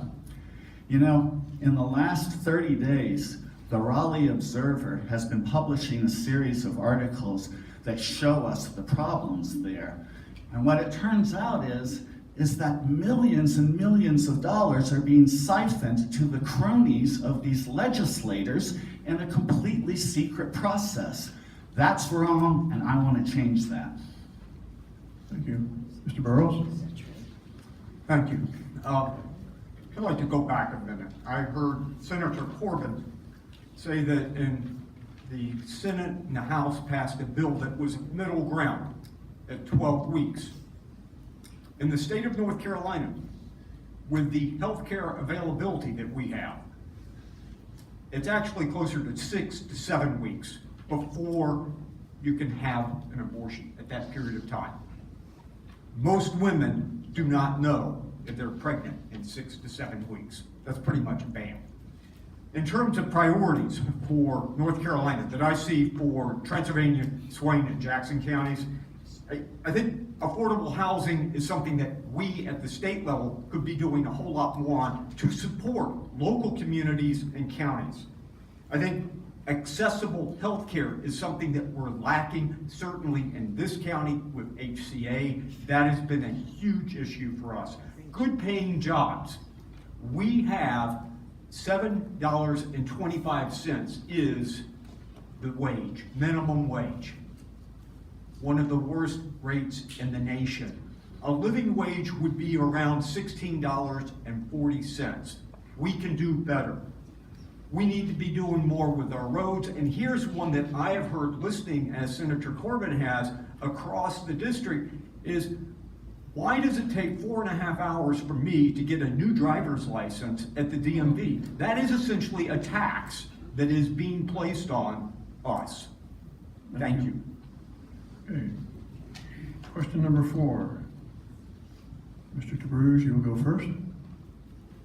Given the reportedly significant decline in funding for domestic violence services, and those can be from the state and federal government, what steps would you take to ensure these needs are met across the region? So again, it's really a matter of what are our priorities going to be with respect to the budget. There are 8 counties in Senate District 50, and I know Senator Corbin goes through these 8 counties regularly, and I've been going through them. The people are telling us that they need more. They need more help for substance abuse counseling. They need more help for mental health counseling, and they need more help for domestic violence counseling. I come out of the criminal justice system. I spent my career at the public defender's office. I know about batterers intervention programs. I know about counseling. There is potential there. It does work. Let's make sure that we have that available to our local court system. Thank you. Mr. Burrows?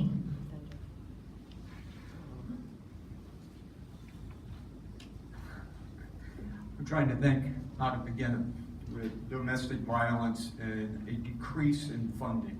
Again, it is a can versus can't mindset. We have the resources or we don't. This is one of the wealthiest, most diverse states in the state, in the union. And yet we act like we can't do certain things. I'm gonna go back to the example of that $1.6 billion in taxes. What that really translates to is we are not able to spend money on educators or on domestic services to help improve that. But what we actually end up doing is taking that money and then we spend it elsewhere where it really isn't helping corporations. And I'm in economic development, and taxes were not one of the highest priorities of most of the businesses we were recruiting. But we could be putting it to mental health. And instead, what do we end up doing? We're taxing people by raising sales tax on everything, just about, or removing it from certain things like the education holiday that we used to have. If we had that money, if we had better paying jobs, and we had respect for family situations where they need help, and I think we could do more. My last thing would be, in talking with sheriffs in this region and elsewhere, is it is great that we have Medicaid expansion. That is one thing, if we could do more with, we would be able to actually reduce domestic violence further. Thank you. Thank you. Mr. Corbin? Thank you very much, Mr. Burris. Thank you for the comment on Medicaid expansion. Again, let me talk about that. I led the charge for that, and the rest of that story is that started in December. This past December, we've now insured almost 600,000 North Carolinians that were uninsured before. It was the right thing to do. For those of you conservatives that bothered you, it's not costing the state anything. The match is coming from the hospital. It's a hospital association. It's a win-win-win for us all. But the number one indicator of health, mental and physical health, the number one indicator of that is whether or not you get regular medical checkups, period. And the number one indicator of whether you get that done is whether you have health insurance. So we've taken a huge step to do that. Okay, secondly, mental health is a huge problem. That's a big part of what this domestic problem that John asked about. As chairman of health in the Senate, I meet every Tuesday morning. I have breakfast with a guy named Cody Kinsley. Cody's the Secretary of Health and Human Services, and we talk about mental health a lot. We are making great strides. We have a lot of money that's in the current budget, and we're going to put in the next budget for mental health services, mental health facilities. But until we start treating mental health like we do high blood pressure or cancer, it's not going to get any better. Mental health is a real thing. It's something we need to address. It's not going to go away. I toured the Broughton Hospital in Raleigh some time back where they had bars on the windows and people with mental health issues were locked up away from their family and friends. That's not the way we do things now, and we need to continue to improve mental health in North Carolina. Thank you. Thank you. All right, and this is our last question, question number 5. And Mr. Burrows, you drew the number to go first. With the current shortage of workforce housing, what measures would you implement to help resolve this issue?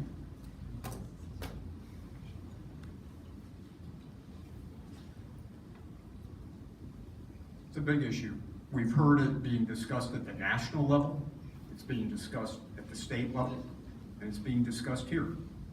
We know that there are many different nonprofit organizations and churches that are trying to address this with work. We should be grateful that they are. Again, we have to look at this from the standpoint of, can we or can't we do something with resources that we have? I served as the vice chair of the Asheville Regional Housing Consortium for 18 years. Buncombe County, Asheville passed bond resolutions that actually made significant impacts on affordable housing and accessible, safe, affordable housing for residents. Transylvania, Jackson, and Swain are small counties. Trying to pass a bond resolution like that, let alone trying to go through with the school bond like we've had, would be difficult. So we've got to look at creative ways of leveraging resources that we do have, working with nonprofits, working with ARC, working with Land of Sky, which would be called Region B, Council of Government, working with in Swain County and Jackson County, Region A, trying to use resources that they can bring to the table. And then the state legislature has to make a decision of how are we going to help finance and fund ways to support local governments. Thank you. Mr. Corbin? Thanks, sir. I agree with Mr. Burrows. The legislature needs to decide how. We're already doing that. The legislature funds the North Carolina Housing Authority. And I'm glad to say in the last about 6 years, I've helped break ground on several housing projects in our district. Just did one for Murphy. We were able to get them $5 million that the state partners with individual contractors to build that. So it's private public money. It's not all our tax dollars. We opened one of those in Franklin not long ago. There's one being looked at here. So that's money under the North Carolina Housing Authority. It's already there. We're funding that, and it depended on private contractors getting involved in doing it. But it's a huge issue. I met with folks in Highlands about this 2 weeks ago. They have trouble recruiting doctors in Highlands. Get this, because they can't afford a house. And that's something. So it is a problem. And the government has a place in it, but I think another place is something we did just before we left. We passed a huge bill reducing regulations on building and on contractors, not making things dangerous, just reducing unneeded regulation. And it's a huge bill. My seatmate sponsored it. I wrote some of the stuff in it myself. It passed both chambers. The governor vetoed it, unfortunately. We're going to go back Monday of this next week and override his veto. And so that's one thing that will help, is to reduce regulation and not put undue burdens on contractors and passing that on to you. You probably pay 25% to 30% of your housing costs because of regulations on how things need to be done, and we're addressing that. Thank you. Thank you. Mr. DeBruge? Honestly, that's crazy talk.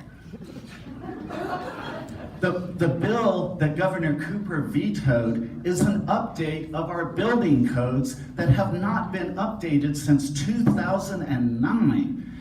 And the Republican General Assembly is now, as he's telling you, they're going to come in and override Governor Cooper's veto at their next opportunity. Having strong building codes is an essential part of providing affordable housing. It's an essential part of dealing with our insurance industry. But North Carolina has a housing trust fund. But ever since the pandemic, it has not been properly funded. Again, the budget is the main job of the North Carolina General Assembly. Let's change our priorities. Let's start focusing on affordable housing. Let's fund the Affordable Housing Trust Fund.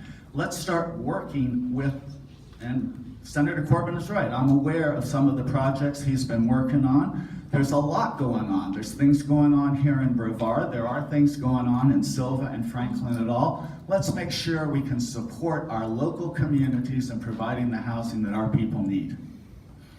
Thank you. Now it's time for your closing statements. 1 minute, and Mr. Burrows, you go first. Again, thank you for being here and for listening to us and helping better inform your decision on who to elect. We all want the same things. We want to feel heard, respected, and valued, to have the tools to succeed and a decent job that pays the bills, to have a state government that works for us, not for itself and members, to know our children are receiving quality public education, and to have safe, affordable housing. My opponent is not here this evening. It would have been nice to have heard his perspective on collaboration, on how he would be looking at different ways of working across the aisle when there are supermajorities right now. Woody Allen once said, showing up accounts for 80% of our successes. If that's true, I hope that I have, or will earn by November 5th, your vote. Thank you. Thank you. By the draw, Mr. DeBruge, you're next. I want to acknowledge Senator Corbin and his many, many years of government service, and I respect his accomplishments. And that being said, I'm here to tell you that it is time for a change.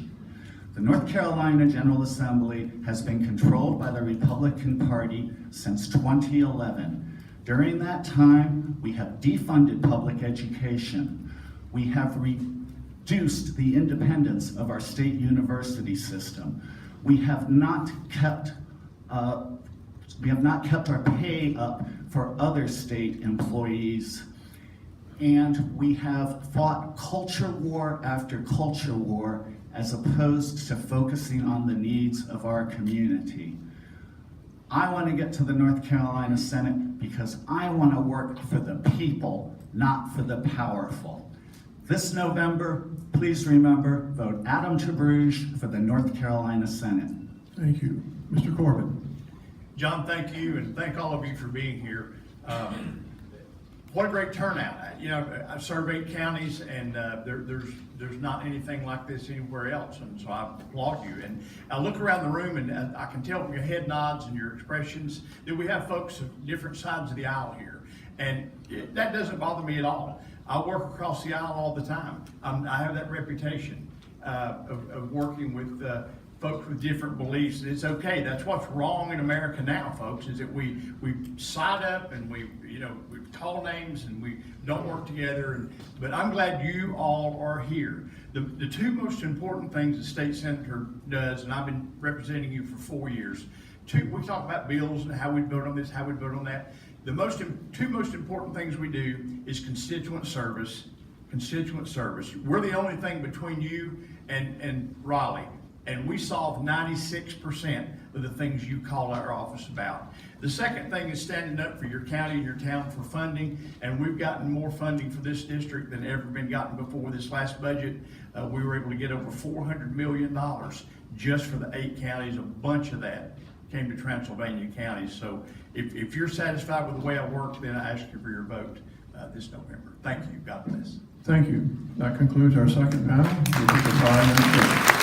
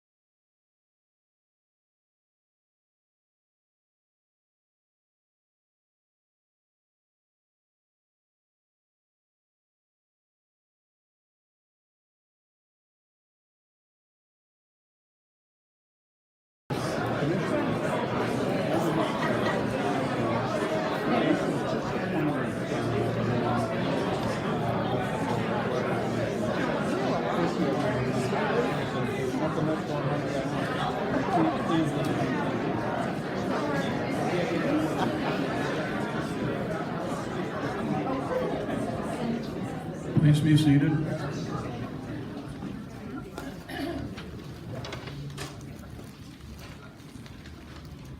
Okay, I'll quickly review the rules here.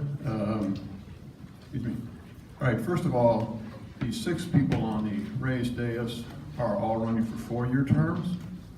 The 2 people seated below you are running for a 2-year term. Finish out the one of the commissioner who has resigned, okay? So those 2 will be competing against each other for 1 seat. These 6 up here will be competing against each other for 3 seats, okay?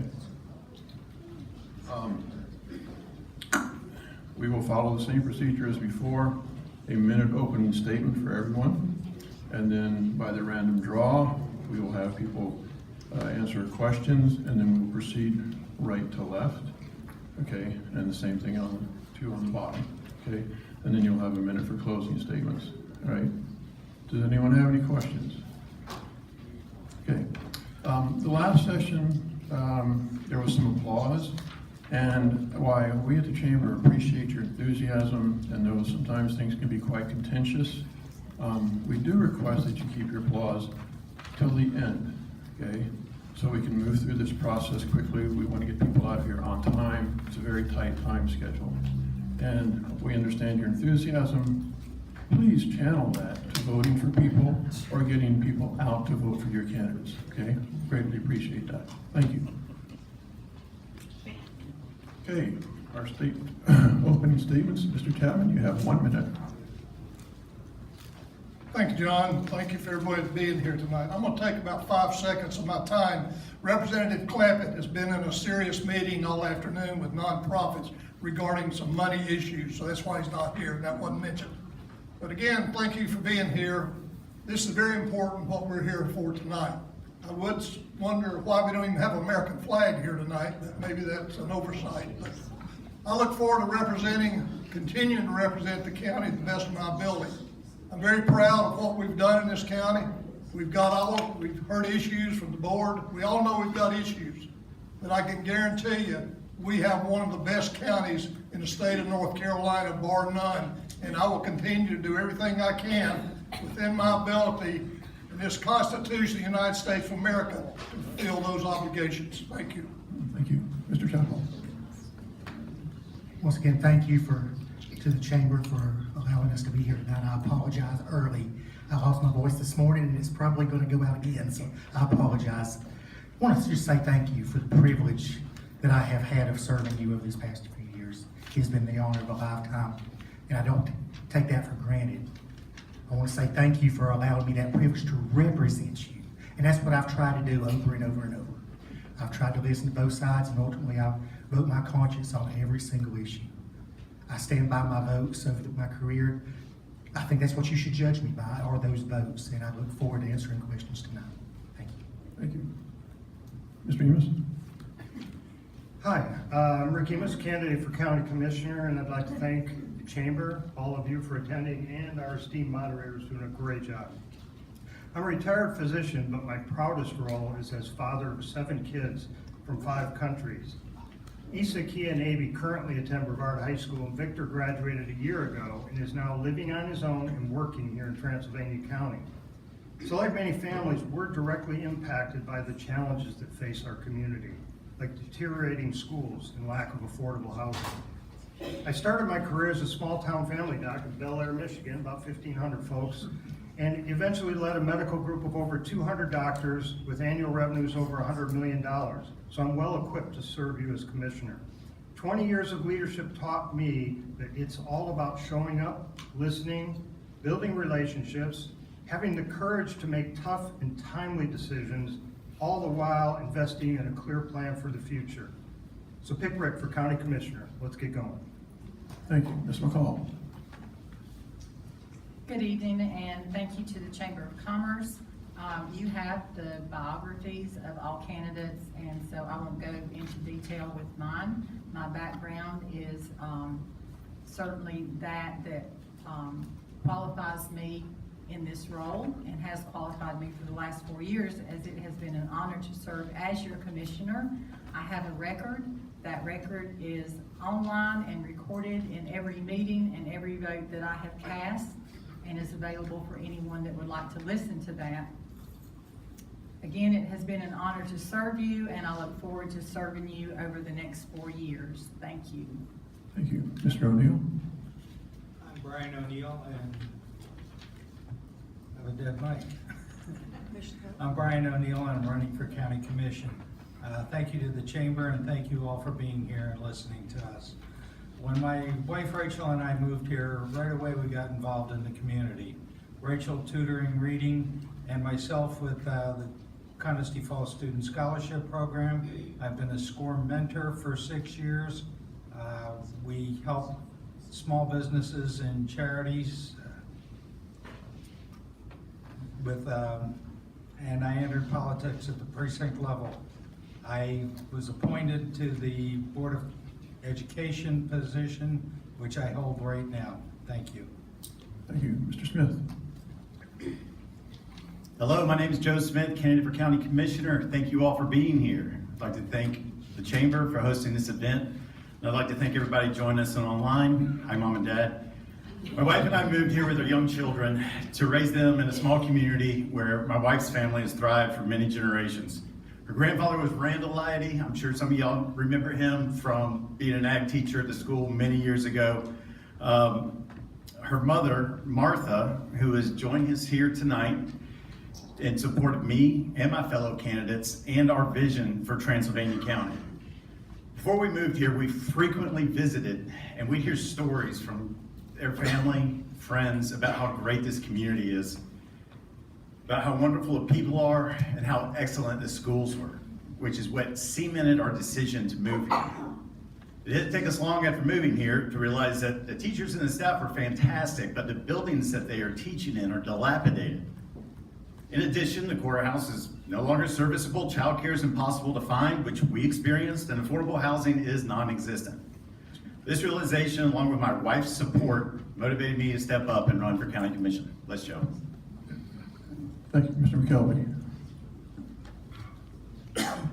Well, I want to first thank everybody for coming out and tuning in. I know it's been a long evening if you got here when the Board of Education first started their event this evening, but I am Chase McKelvey. I'm 39 years old. But first, before I get started, if anybody knows Don and Ed, they had an animal shop here, and they had a pet grooming shop here for over 25 years. We lost Don Clark this afternoon, so you guys do know them. Please keep them in your thoughts and your prayers. They're having a really tough time. I know they've been a very big influence on the community for over the last 30 years. I know I just gave up 30 minutes of my time, so I'll speed up. I am the owner of Chase Insurance Group, founded that in 2013. My wife and I got married in 2022. She is a third grade teacher at Rosman Elementary.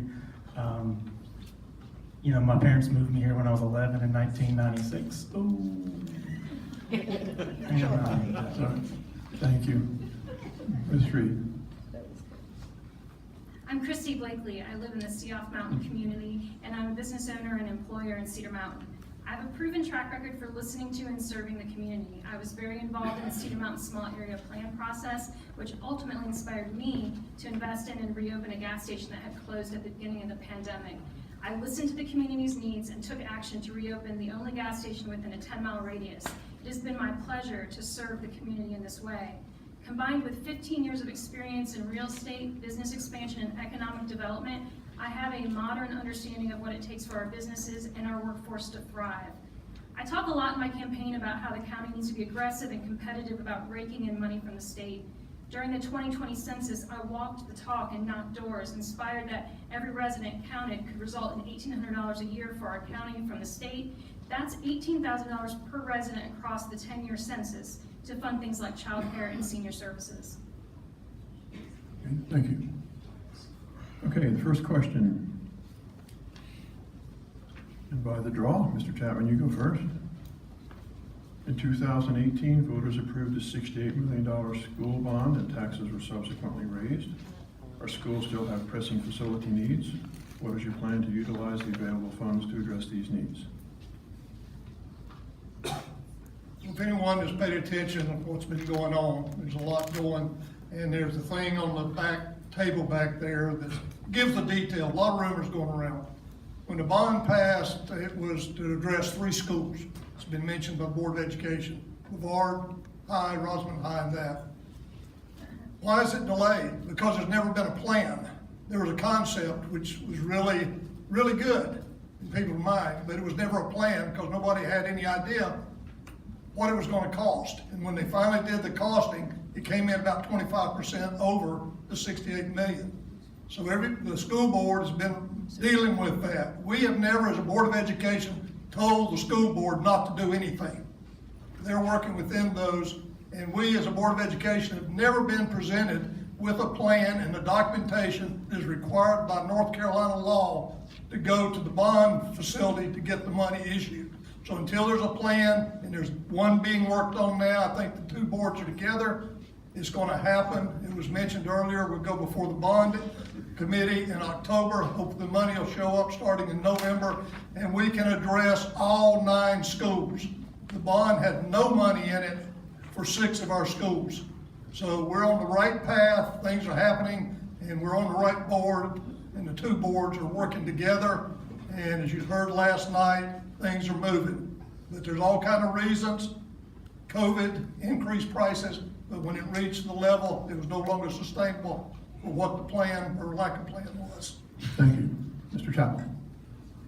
Thank you. As a commissioner that was sitting on the board with the bond passed, I am familiar with this issue. We were hoping to move forward with the bond issue. That was, I think, everyone's goal. Delays happened. Calls for requests weren't given about soil samples. It delayed the process, and the world changed. We know how the world changed. At that same time, supply issues across the world changed. At that same time, estimates started going through the roof, where the initial plans were not feasible.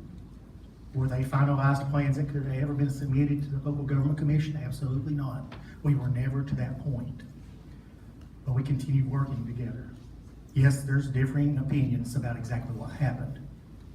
But as somebody that at that time had a child who I really wanted to get the benefits of the bond, she graduated.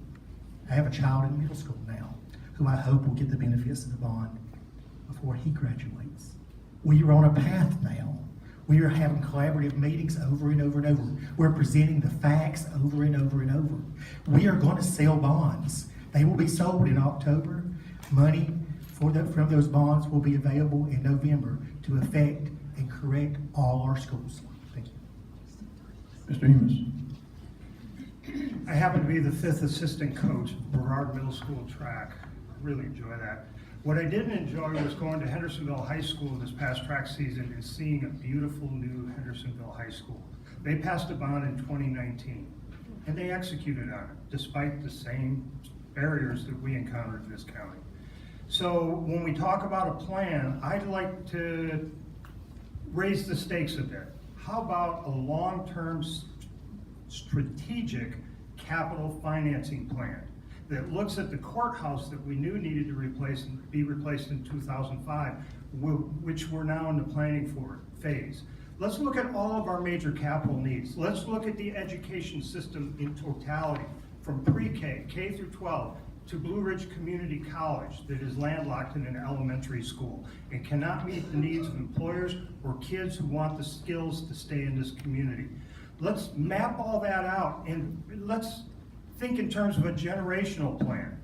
How do we order our priorities as a community, and how do we pay for the first things first? Fixing the envelopes of 9 schools is not a bad place to start. I'm not troubled by that, except that almost half of those schools are nearing the end of their useful life. Is that a good investment? It really bears a deeper examination of what we spend on what and how we order our priorities. And then we mobilize. When this community was asked to invest, we invested. Thank you. Ms. McCall? So Hendersonville was completed because the county commissioner stepped in and completed that construction. these numbers, 84 million, 75 million, 74.1 million, what do those numbers have in common? Those were the estimates, the first estimates on the 2018 bond that could not go out to bid. When it did go out to bid in spring of 21, the commissioners scheduled a bond sale. That bond came, those bids came in 18% higher, and that sale had to be canceled. We can rehash what did and did not happen. What is important right now is both boards are moving forward. Both boards have approved step 1 of the Axios plan. And that solution came about through the work group established and the study performed by Axios, identifying critical needs in all of our schools. The plan has been approved again by both boards and moving forward, and I applaud both boards and the action that was taken last night with the Board of Education continuing to push this forward. The bond sale is scheduled for October, and it is going to happen, and those bonds will be available in November. And I'm excited about that, and everyone in this room should be excited about that, because it has been a long road and it has taken a lot of conversations to get to this point. Thank you. Thank you. Mr. O'Neill. A lot's been said about the commission taking their money and fixing our schools. When you go back to the original bond plan, it was underfunded to start with. The bond was not enough money to do the projects that were planned. Both parties, the Board of Education and the County Commission, bear some fault for that. But that's water over the dam at this point in time. What we need to do is proceed with the bond sale, get that money, work on the schools. We've come to an agreement as to what the projects are that need to be done, but it's about $90 million on that list. The first tranche on the bond is going to be about $50 million. We need to make sure that the priorities that the school system has set for those projects is followed. We need to make sure that all of the work is done on it, and we need a cooperative work between the county commission and the school board. The school board presented one program on that last night. I've heard informally from some of the county commissioners that they thought that that was a good idea and a good program and a good first step. I hope that that is true. If it is, there's no reason why we can't finally get this going. But we have to cooperate, we have to sit down face to face, and we have to work together and collaboratively, or it's not gonna happen again. Mr. Smith. Thank you for the question. So I want to talk about this Axios study that the Board of Commissioners are touting so much. You need to read the study. It's primarily deferred maintenance that they haven't done for years. In the middle of the study, it says, it should be noted that these expenditures do not address the needs related to education adequacy, learning environments, technology, capacity, etc., and only focus on stabilization and preservation of existing school facilities. Is that what we want? Inadequate schools? No, that's not. This is the plan we've got because the school board has been beaten into submission. Time and time again, the school board has come to the commissioners and said, this is the plan we want. And they say, no, it's too much money. Well, the school bond wasn't enough money to do the initial plan to begin with. And the bond is not enough money to cover the Axios plan. So we got to figure out where that money is going to come from. Taxes are going to have to be raised again, just like they're going to have to be raised next year to pay for the courthouse. So I'm tired of my taxes being raised and having nothing to show for it. I do not want my children going to inadequate schools. We need to determine what the plan is for the long term, work collaboratively together to come up with solutions. Last week at the commissioners meeting, the chair of the Board of Education and the Board of Commissioners got in a shouting match. Last night at the special meeting of the Board of Education, they were talking about hiring a neutral party. When do you hire a neutral party? When you're getting in a divorce, not when you're working collaboratively together. We're on the same team here. We need to work together. Mr. McKelvey. So with this many people, we end up overlapping a lot, so especially when we get down to us. I would agree with a lot of what everybody else has said. I know the original question went back to 2018. When we're looking at the 2018 report, a lot has been said about the original plan was Brevard High School, Rosman Middle School, Rosman High School. At least now we are addressing 9 total schools. I will say that, you know, a lot more needs to be done. That's also why the commissioners are funding more money over and above what the bond is actually originally, you know, was originally voted for. That's why there's a 5-year plan put in place. I wasn't a commissioner when all that was put into place, and you know, I've only been there 2 months. There's not anybody else going to be more pro-school than me. My wife, well, actually, Jason's wife was a teacher too, so I can't really say that. But I will say this, I can't speak for all the commissioners, but I would say we all want this bond done, and it's going to get done. But my wife is a 3rd grade teacher. But I've also seen what she went from, because she was at Brevard Elementary School, you know, last year, and I've seen what she has went to and what she actually has seen going to Rosman Elementary and the neglect from going from one school to another school. So I can relate to what people are saying up here from the conditions of the schools and where some are getting higher treatment to what others are actually being seen. So I can truly say that, you know, a plan needs to be put in place. I would say the Board of Education does need that, but I do agree, we do need to work together, and together we will be better.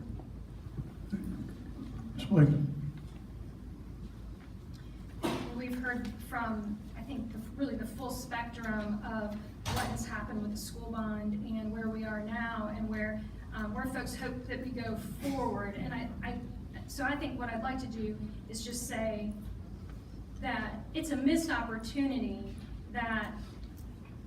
and somewhat of a PR nightmare now, I believe, that most folks that I run into that come into my business, no matter what party they're with, they're confused. They have the highest levels yet of confusion, fatigue, and distrust regarding the school bond issue and what they know. And it's not because they're not trying to understand it, you see. So I think it's a problem that it has become so contentious, and there has been so much battling back and forth between our boards. And I would like to ask voters to think about that. How can we assemble a board of commissioners and a board of education who can work together and really authentically mean that and have the skills to do that? I also want to mention the COVID piece again, because, you know, I also started a business during COVID, and I realized some of those things. But I'm going to say this: our students and our teachers endured so much in COVID and post-COVID that to not be able to have an exciting year where they're excited that $68 million is being spent for the improvements of their schools, but rather that there's all of this drama and disrespect. Attitudes matter in our community and in our leaders. Thank you. Okay, the second question, and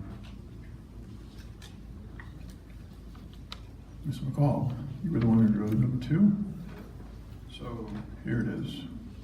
With multiple capital projects on the horizon, how would you prioritize them to ensure the county's long-term stability and growth? Wow. Well, I think we are on the way in prioritizing. If you look at our list, and I think Larry has that, if he can pass that down to me, we have the sections prioritized, and it is the schools, jobs and safe community, natural resources, and that's schools too. So some of the things that we are doing is, of course, moving the bond forward. We just broke ground on Sylvan Valley 2 Industrial Center. Just finished the EMS station, which was a critical need for our EMS workers. Our courthouse is scheduled, the design and plans are scheduled to come back to us next month, I believe, for approval. And we have a new land sale that should be completed in 2025. So those right now are our priorities, and then we build upon that. with the other projects that we have going on. So infrastructure and those things that affect the health and safety of our citizens are always going to be priority for me. Thank you. Mr. O'Neill? Well, it's true that there's a lot of capital projects that need to be done. There's been a lot of neglect in this county. Our schools are in terrible condition. Our courthouse can't house all of the functions that need to be done for the courts. Some of the court sessions can't even be held in the courthouse. Blue Ridge Community College may be needing to move out of the county because they can't handle all of the programs that they need in the facility that they have. And we've got this enormous piece of land called the Augusta property that's just sitting there, idle. And I don't know what's being done to address the problem with that. I haven't heard much of anything. Until lately, there might be something happening. But as far as priorities are concerned, the schools have to come first. That's our future. That's our children. That's where that's gonna come from. The second priority would have to be Blue Ridge Community College. That's also education, it's also our children, and it would be a terrible asset to lose to the community. And third, I would put the Augusta property on there because that could help us with affordable housing. It can help us with bringing businesses into the community, and it will help us, the county, look better with that big unsightly sore sitting there for years and years. But we have to stop putting things off and have to stop neglecting our county. Mr. Smith? Yeah, I have to agree with Brian on that one. We're in such a deep hole right now with everything that has been neglected. I mean, deferred maintenance is something that is not fiscally responsible. And the entire county has this massive backlog of deferred maintenance. We can't focus on what's next until we fix what's already broken. We've got to fix the schools. We got to fix the courthouse.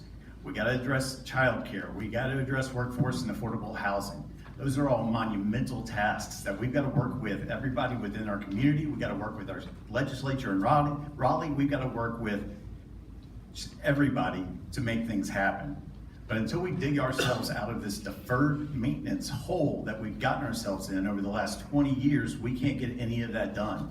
People do not want to bring their businesses to Transylvania County if there's no education, if they can't hire employees because there's no affordable housing, because they can't find any childcare. There's so much to do, but there's so much opportunity. But we've got to fix everything that's broken first. Mr. McKelvey?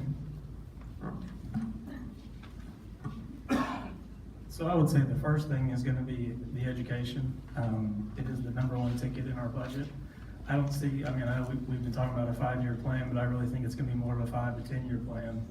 We need to stop, we need to plan not just for tomorrow for an extreme measure, but we need to start planning for preventative maintenance and really look to see what is Transylvania County going to look for. But we need to really lean on to the backs of the upcoming Board of Education, the current board that's there, and say, what do you guys see, our education system gonna look like in the next 10, 15, 20 years to really get a good idea for planning for the future.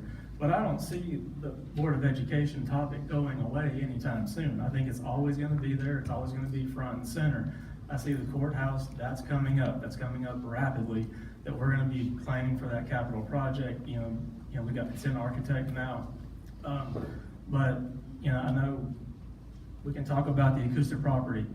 I remember when it shut down. I believe I was still in high school. Actually, I may have been graduated. But I'd actually like to shift focus a little bit. I may be the only person talking about it, but I'd like to see a 4-lane, which I know it's on the DOT project. I'd like to see the 4-lane go from Harmony Corner all the way up to Newcut. I'd like for us to shift and look at economic development or in commercial property going between the Brevard to Rosman corridor, where we start shifting focus, where the Rosman community starts seeing where there's value into that area, to where we're actually bringing value, because people in the upper end of the county are taking their tax dollars across state line. you know, why don't we give them opportunity to keep their money here in the county, or we can keep that here? Thank you. Blakely?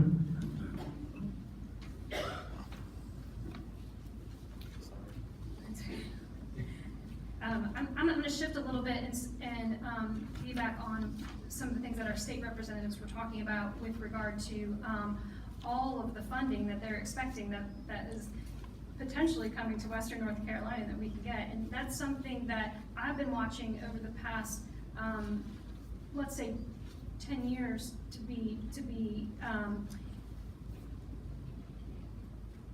just to be safe. I feel like more and more what we're going to have to do as county leaders is to be aggressive about advocating with our state leadership for getting money to our counties and for applying for grants and working with different partnerships. I would definitely prioritize a grant writer for our community. And another thing that I think we need to do is really take a look at is there prime real estate that the county has that we should either be selling or that we could do a land swap with that would then loosen up some funds for us for some of these capital needs. Mr. Chapman? Thank you. A couple of issues have been brought up here, especially regarding the maintenance of the schools. Us as a county commissioner, I can't tell the school to paint one wall. I'm a strong proponent, if we on the Board of Commissioners are going to be held accountable for the condition of these schools, give us responsibility and hold us accountable. Until then we're back and forth. We can fund the money. I've been on the board a long time, and I don't remember any requests that came to us that was considered critical that it didn't get funded. So as far as priorities of the capital projects going on, they're numerous. You've heard them mentioned here. We're talking hundreds of millions of dollars. Where's that going to come from? You. I can't print money. I'm not like the federal government. So ask our friends across the aisle how much they're willing to raise your taxes to cover this. And that's what it will take. Give us the money and we can do pretty much anything. Until then, we're good stewards of the money. A lot of people in this county can't afford tax increases. Probably the ones in this room, 2 or 3, 10% wouldn't make any difference. But I guarantee you, a lot of people in this county that it would be devastating for a major tax increase. Thank you. Mr. Chappell? Yes, we do have a multitude of capital projects that need to be happening, and we have a multitude of capital projects that are happening. We completed our public safety facility. That was through planning, that was through needs and time studies that showed we need to do this to provide better response time to serve our citizens better. We planned, we accomplished it. We're moving forward with the bond projects. We're moving forward, we have jointly approved those projects. We have allocated money in addition to those projects, in addition to our current operating expense, in addition to our current capital expense that we provide schools, additional projects to get those accomplished. We are doing that. We are moving forward with our courthouse facility. We have to. We don't have a choice whether we want to prioritize that as number one or not.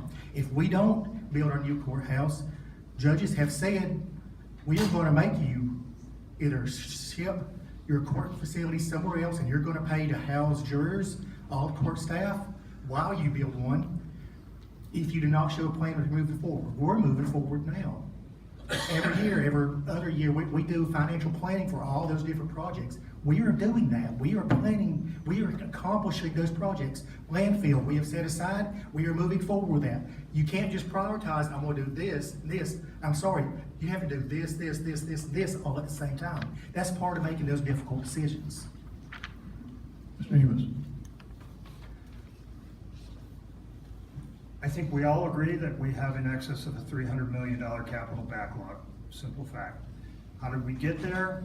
I'm going to point to, ironically, scarcity mentality. We talk about what we can't do and we threaten taxes. We don't collaborate, invest in relationships. I'm going to give you a real practical example. The message has been sent from the state to qualify for further state funds to support local water and sewage infrastructure. You better come with a regional countywide plan.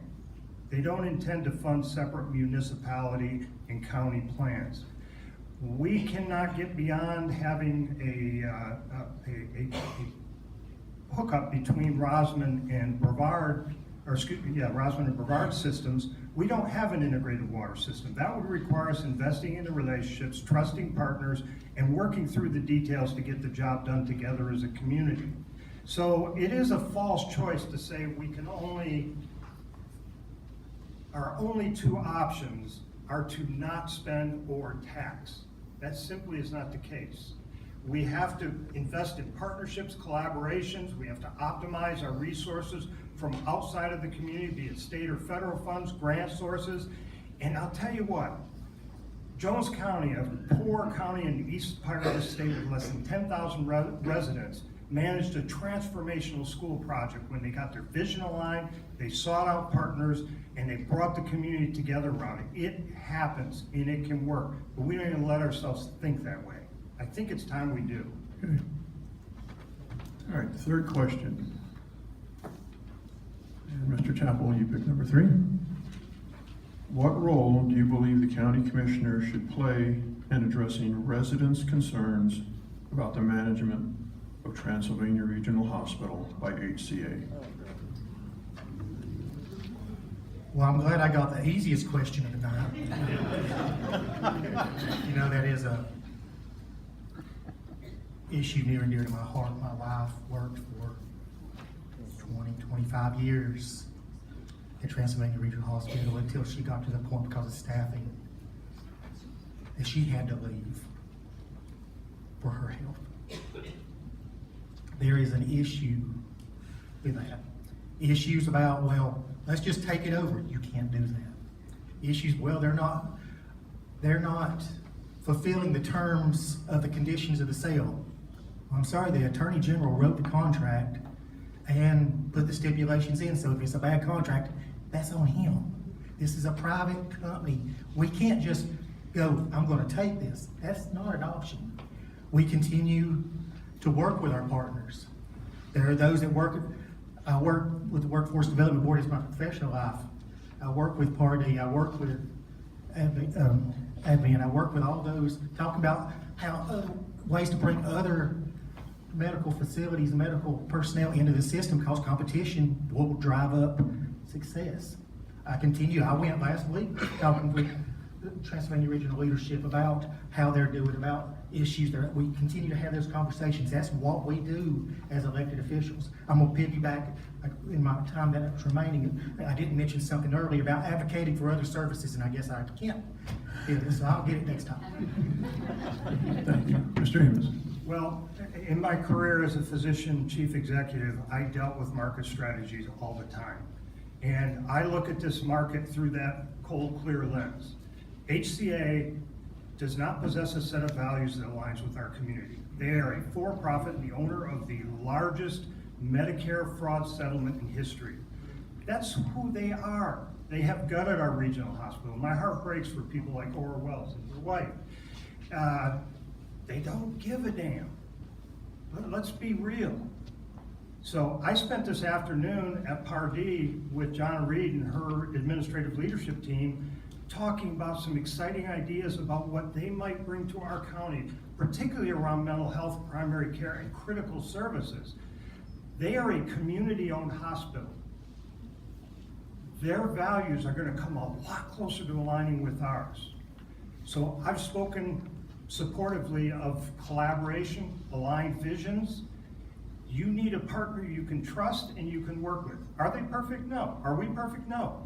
But they provide critical services already, and we have a relationship with them. They did a market survey. We're 70% favorable party in this market. So people here feel and trust that they are aligned.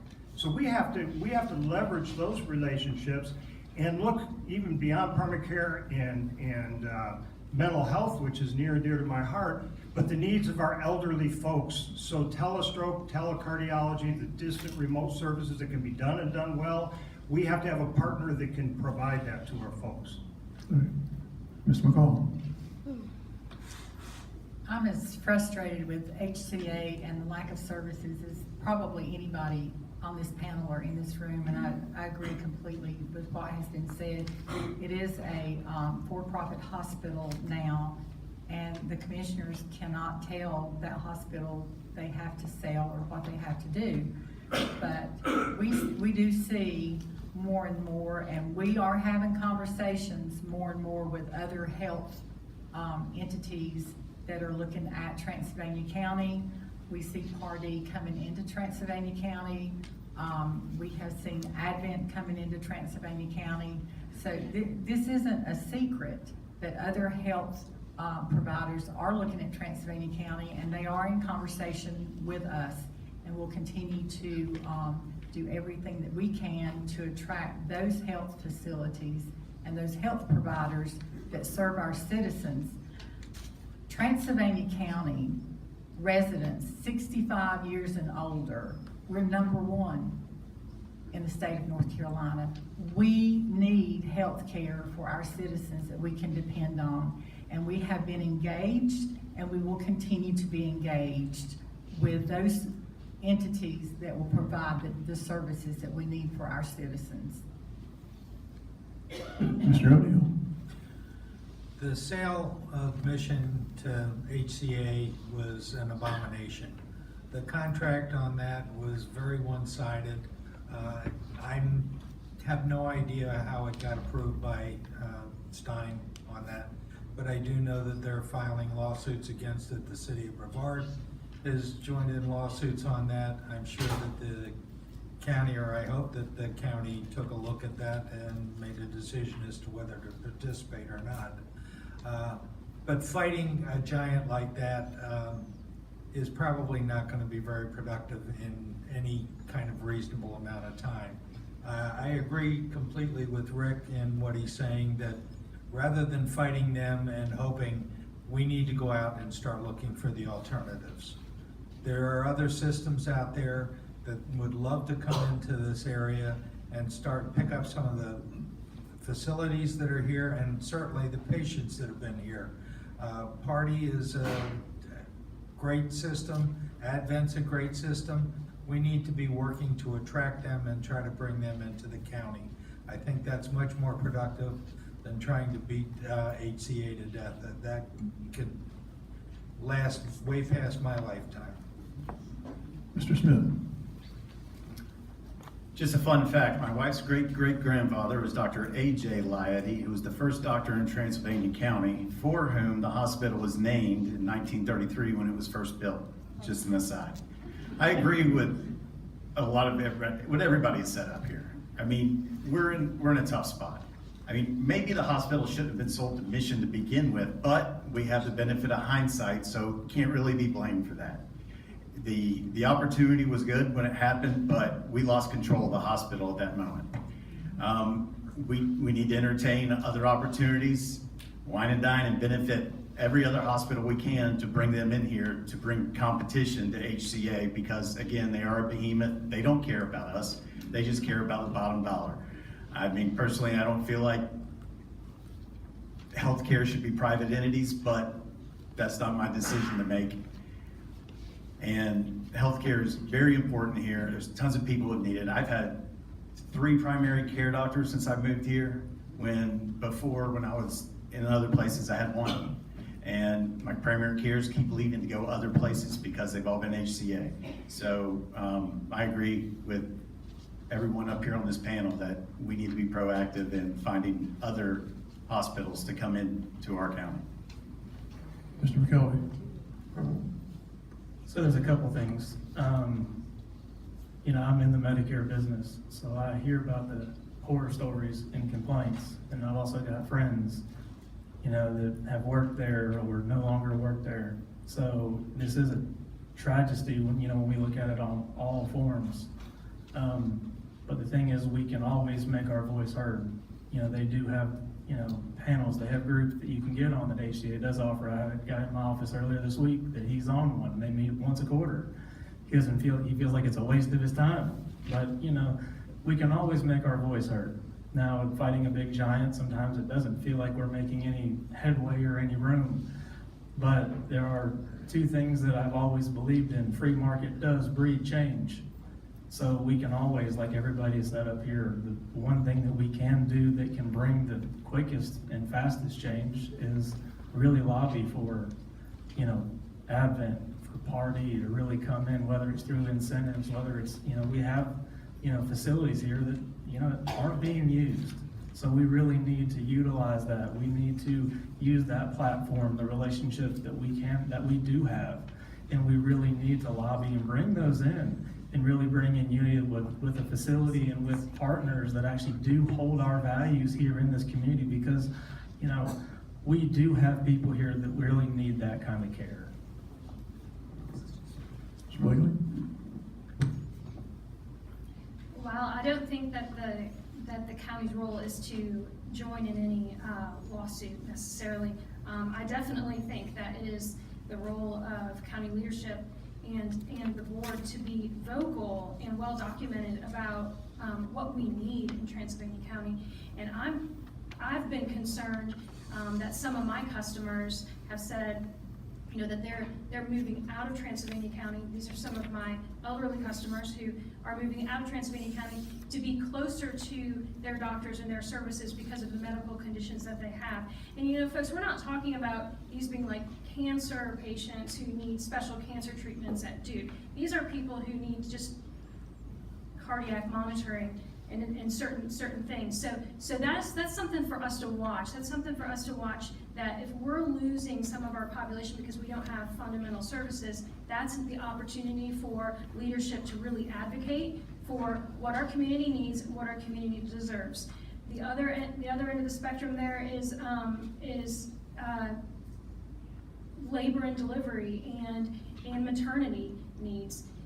It's unfathomable to me what young families are needing to do to get maternal health, and how far some of our residents need to go for that. Those aren't easy things to solve, but we must advocate for it all the time, because those are fundamental things that have been part of our communities for decades, if not centuries, and yet we're kind of in an island without it. Mr. Chapman?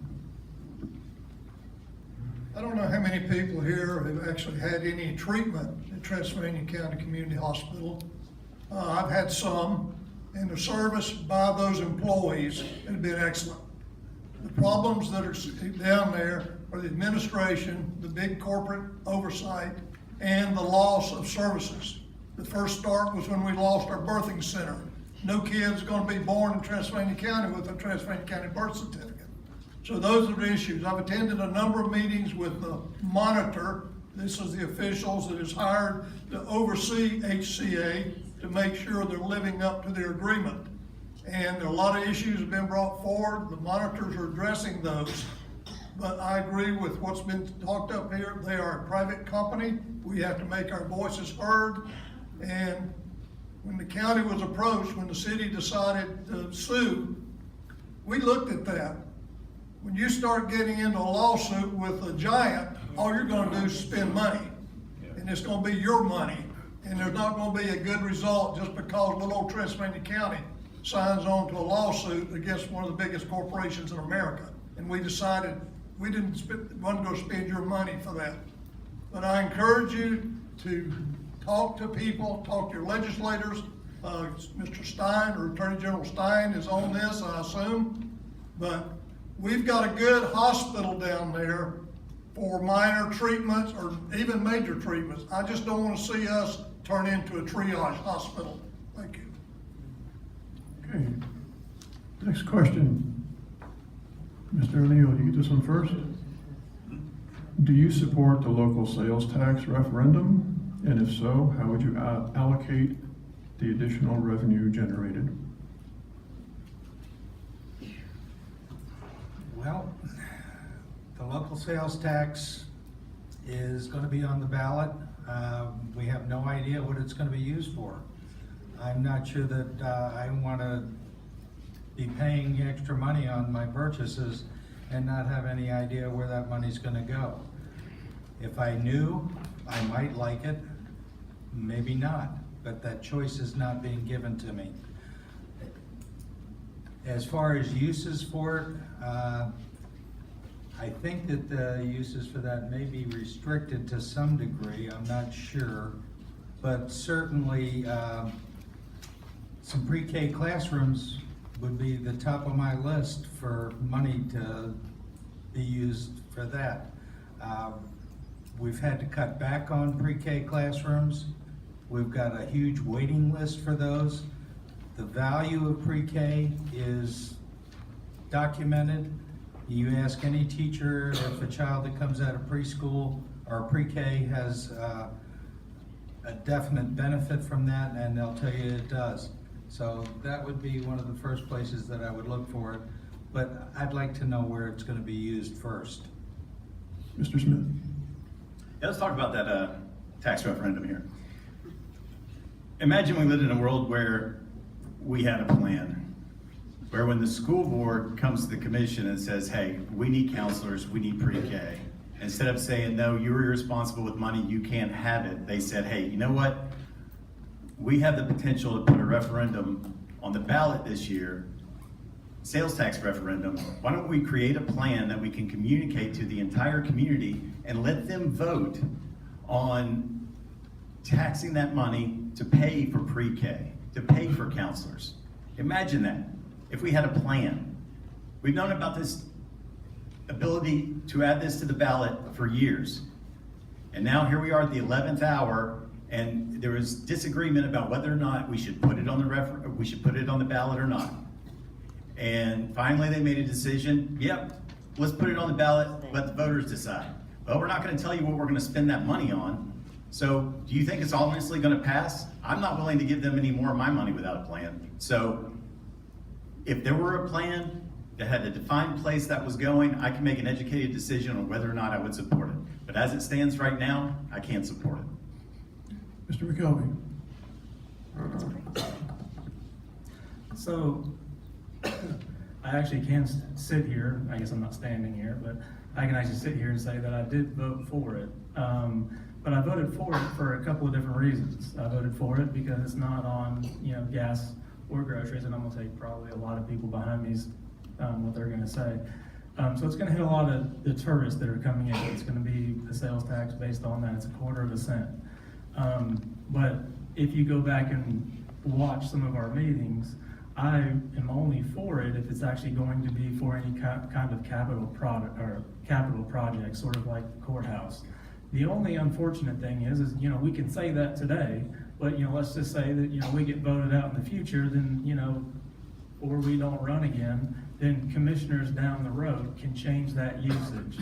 So that's one of the things that we don't have that luxury of saying, well, today this is what it's going to be used for. Now I can turn around and tell you today that is my intent, and that is what I am actually for. Is I'm only for the sales tax referendum is for capital projects like the courthouse, which is going to prevent, hopefully, a tax increase on property later on down the future that's going to lift the burden on us. Not just you, but also on myself, because I'm a Transylvania County citizen too. So when I look and make decisions, I'm just like you guys. I'm sitting there thinking, this is gonna avoid a 2-cent property tax.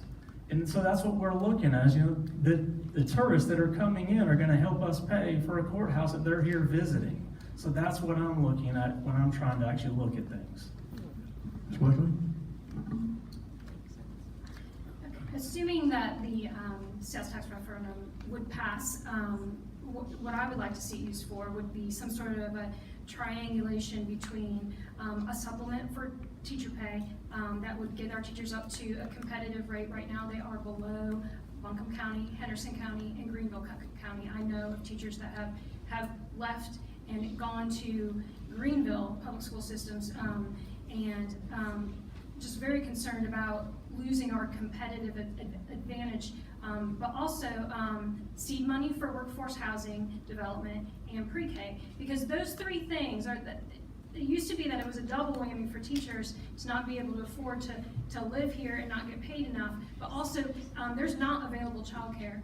So if you were to look at, I think just this week a story came out about funding for pre-K in Jackson County. you know, looking at what other counties are doing to elevate, those are to elevate quality of life here and to keep our workforce here.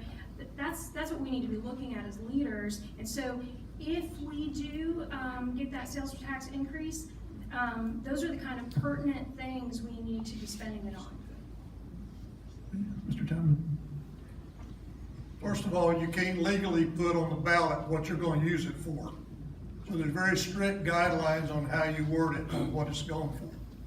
If you've been watching, we just decided to do this last month, and I think we've had one meeting since then. We will be coming out in the next week or sooner on what we as a board, we have to meet in public, and we'll talk about how that's going to be and what we support. My personal preference is that it goes into the capital needs, such as the courthouse. Based on our estimates, this sales tax could take the pressure off of the 2-cent property tax increase.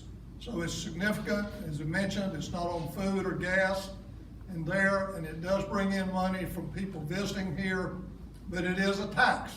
And the people will make that decision, and that's the right thing to do, is to put that on the ballot for you, the citizens, because you don't very often get a chance to vote whether you want a tax or whether you don't.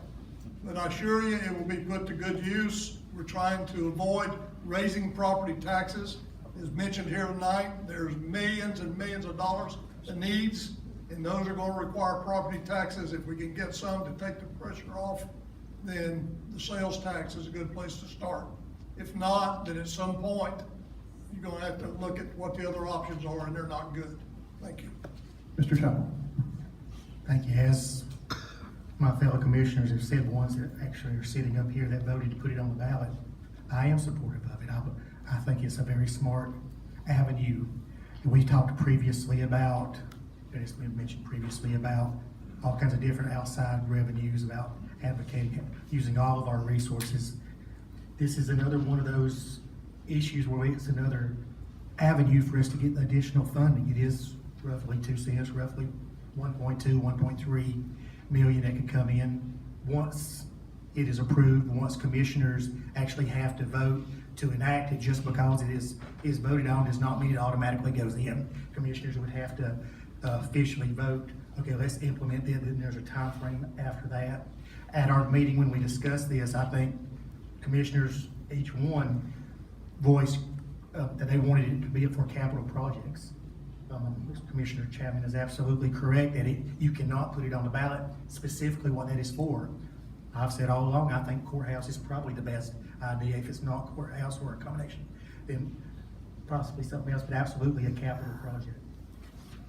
Mr. Hughes? At first, I want to validate what's been said here. The statute does preclude any direction of the funds to be used.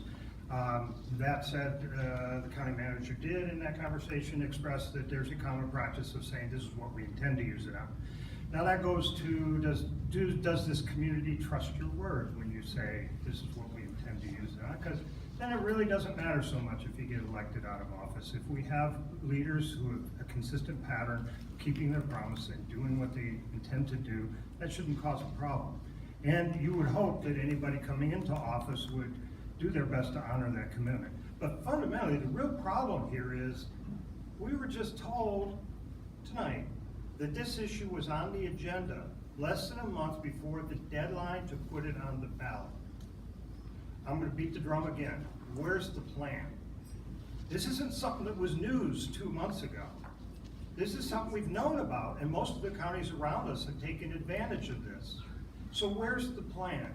And we've talked about anything from a 5 to 10 year plan to a 25 to 30 year capital and operational plan that would be adjusted as you go along. But the county does a strategic plan which is not linked to finances in either of those categories. So it's kind of a paper tiger. Until you connect that to your prioritization on spending, you got nothing.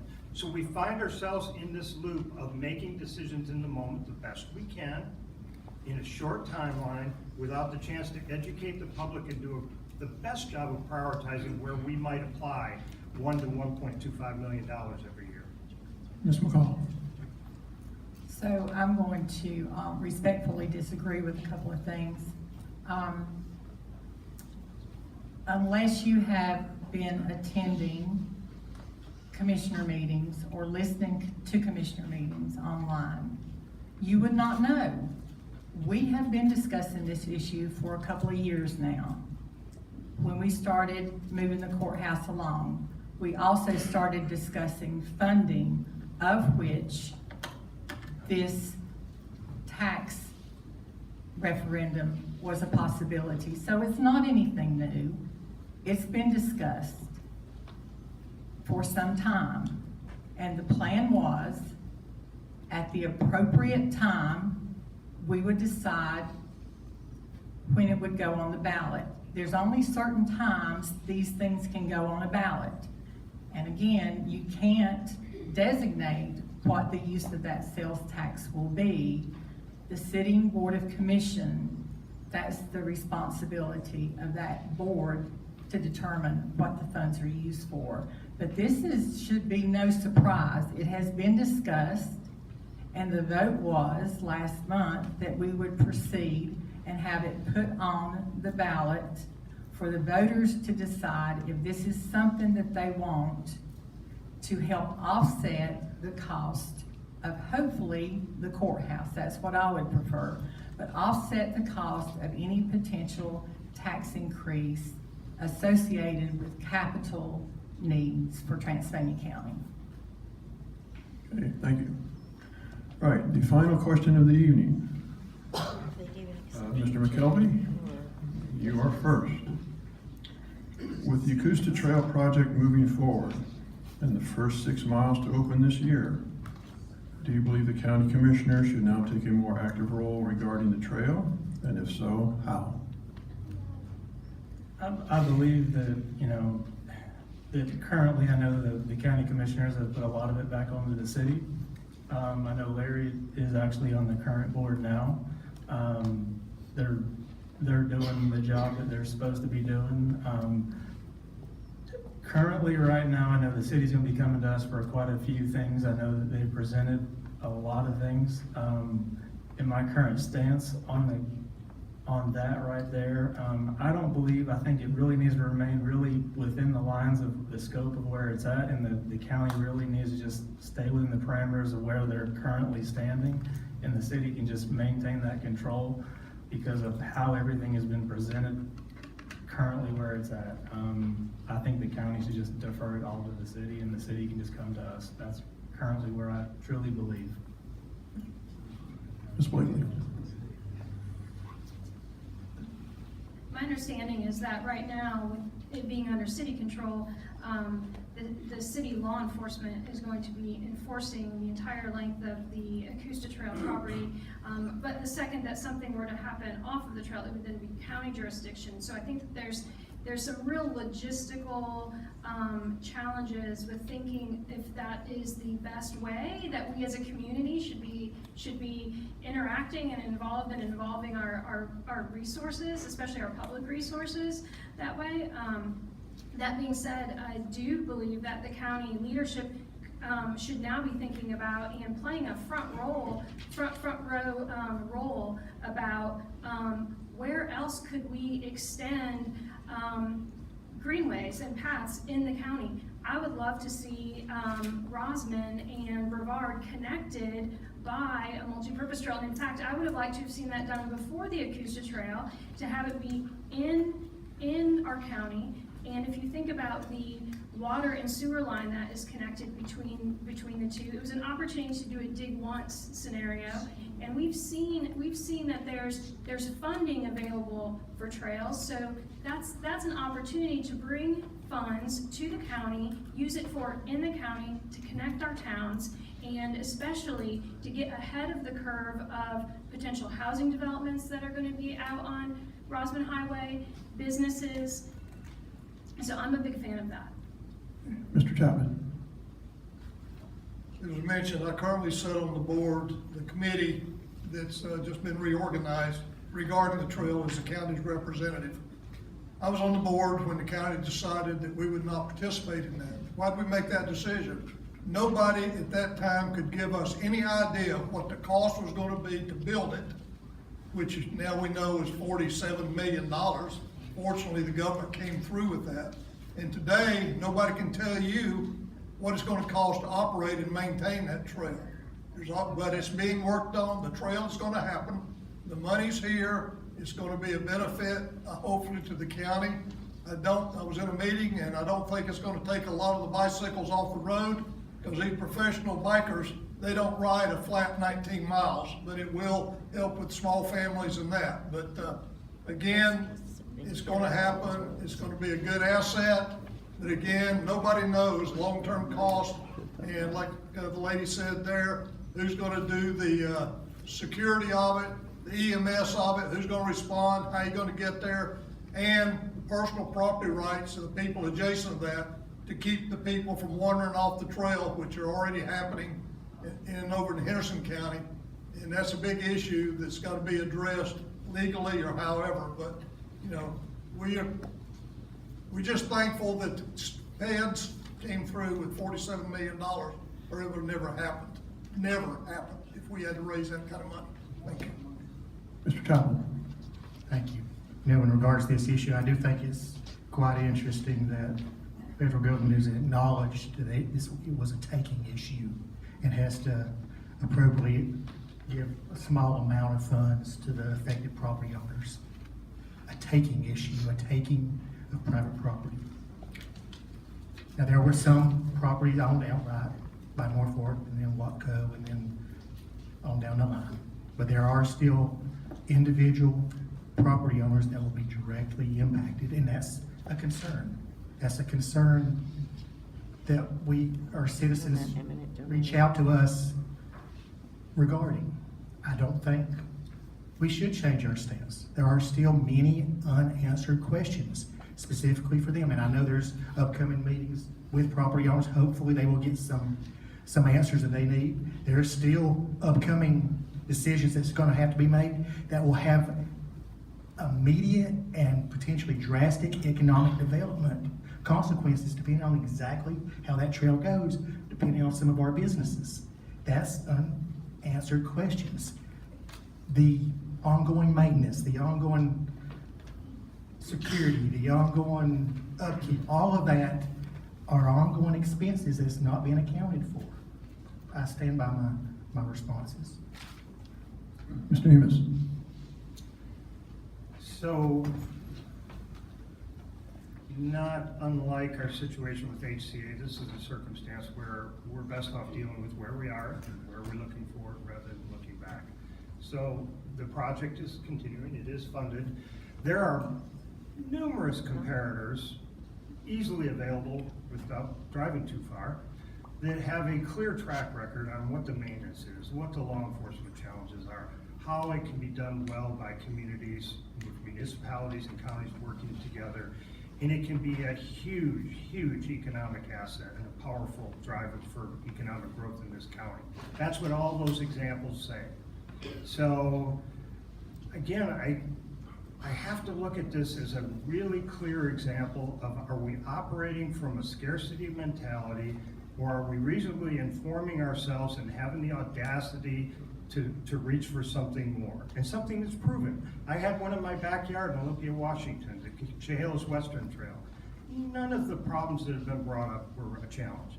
The government settled with those property owners, and in that settlement, it was, I don't know if I can speak factually if this was an absolute fact, it was implied that the amounts were not worth the government fighting with each property owner, so they default to settling and just to get past it. So to me, that I think the private property owners' issues have been settled. Would you rather have people walking a path behind your house or a train going at 2 o'clock in the morning? It is lower crime rates than any of analogous parts of communities. I think we have to look at the upside and leverage the project for our community's benefit. Ms. McCall? Well, the property owners' concerns have not been dealt with, and that's the problem. There's 10% of the deeds that have reverter rights in those deeds, and it's been stated to me that rail banking that has allowed this is just a legal way to do something illegal. There are property owners whose property is being decimated. It's cut in two, and they're not being responded to by the city or by DOT as to how they're going to have control of their own property. So I don't think that the county has any skin in this game as long as these property owners' concerns are not met or answered. We have a responsibility to listen to our citizens. And some who are great proponents of this trail fought against having to drive by a dollar store. But it's okay for someone to have a trail cut through their front yard. So, you know, I will stand on the side of the property owner as long as they need someone to stand on their side. That is a fundamental right, a constitutional right of the American people. Mr. O'Neill. It's kind of funny to hear how people's properties are being cut in half. Well, there was a railroad track going through those properties. If that doesn't cut the property in half, I don't know what does. It's also kind of an oxymoron to say that they're doing something, finding a legal way to do something illegal. Exactly how do you do that? I'm not sure. But the original question was, should the county take a more active role? Well, the county had a chance to do that. They turned up their nose at writing a letter of support. No financial obligation, no involvement in the maintenance, just, would you support it? No. Then they said they would. Then they said they wouldn't again. I think that, not to be funny, but for the county to be involved in it, that train's left the station. Okay, Mr. Smith. Thank you.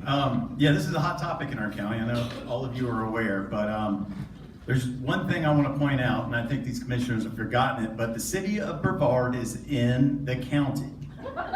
Always has been.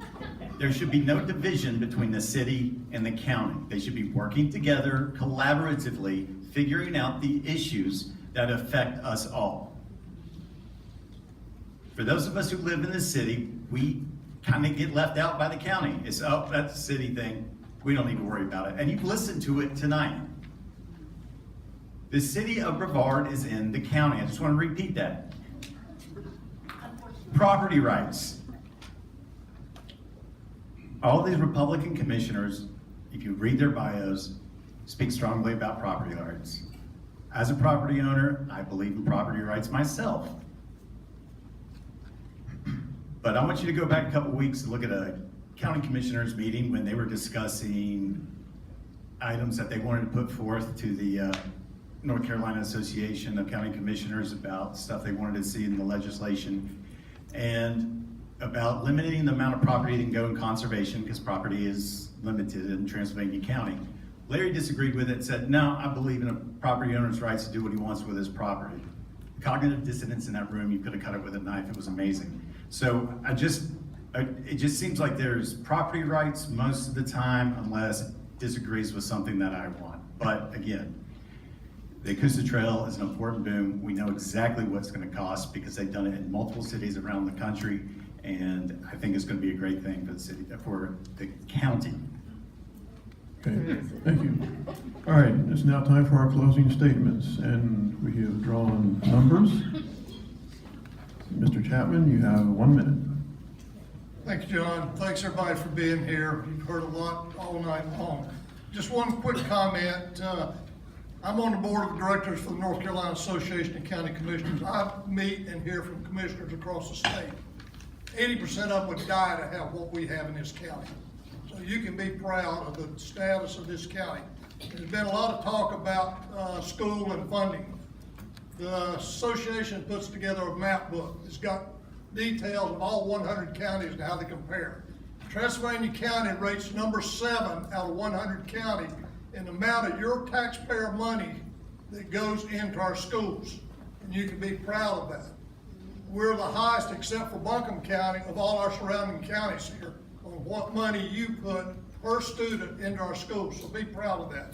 I'm gonna close. I just wanna assure the citizens here that my priorities will always be to make Transylvania County the best county in the state to live in, to work in, to educate in, and to finally, as a lot of those sitting in here are, retire in. And that is my goal. Leadership is action, not position. And we're acting to make this the best county in the state. Mr. Smith. Again, my name is Joe Smith, candidate for County Commissioner. Thank you for listening to us tonight. I hope you're able to walk away from this understanding that I and my fellow candidates are here to work not only together for Transylvania County, but with Transylvania. My professional experience managing a sales team with revenues that far exceed the county budgets taught me the importance of teamwork and collaboration in creating creative solutions to solve complex problems. I'm committed to putting egos aside, working with everyone as equals, elected or not, and helping everyone in our community work together for everyone in our community. It is really easy for me to sit up here and tell you what I'm going to do. So I sincerely ask that you vote for me so I can show you what we are capable of together. Let's go. Mr. Enos. In my opening, I talked about the importance of showing up and building relationships. When COVID threatened our community, I worked with public health and our 6 nursing homes to respond collaboratively, resulting in a death rate of 16.4% below the statewide average. Working with our school nurses and public health nurses who are heroes, I just want to say that. When we lost 3 students to suicide in 2021, I founded TC Strong, bringing our schools and our community together. And together we've reduced suicide rates well over half. You heard that earlier tonight. We remain in the schools with Voice of the Students chapters in every middle and high school, and I enjoy walking the halls of our school 2-3 days a week, working as a substitute teacher to support our teacher, working with our Voice of the Students chapters, and showing up for our kids, our students, and our teachers. So seeing our community's challenge, or solving our community's challenges, is going to require all of us to show up. Our Together for Transylvania County candidates are campaigning together. We're going to lead together. We'll build positive relationships between the commission, the school board, Rosman and Brevard, and we'll partner to pursue new resources and innovative solutions. Together we can build a brighter future. I'm Rick Enos, and I'd appreciate your vote on November 5th. Pick Rick. Ms. McCall. Again, thank you for being here. My background is vast in management, which includes financial management and all aspects of management for the Blue Ridge Parkway, of which I was Chief of Administration and retired after 37 years. So I'm well qualified to be where I am. The promises I made in 2020 are promises I have kept and will continue to keep. The commissioners I serve with, it has been an honor to serve with them. We show up every day.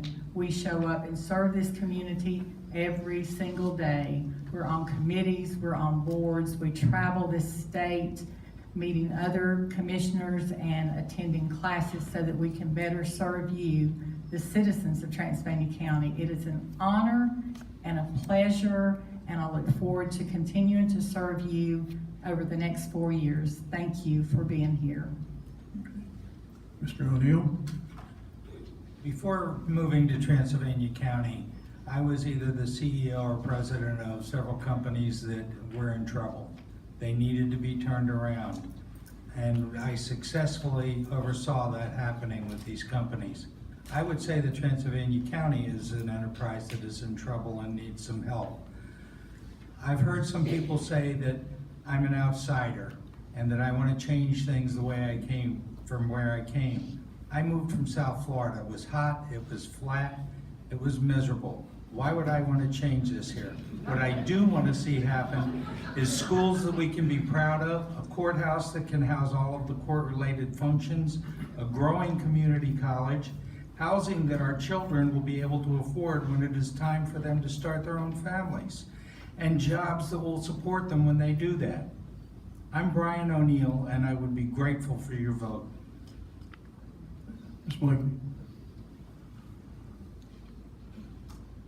I'd like to first thank the chamber, the library, the moderator for this opportunity, and sincerely thank you, the audience, for your interest in learning about each of us and considering what our county leadership means to you.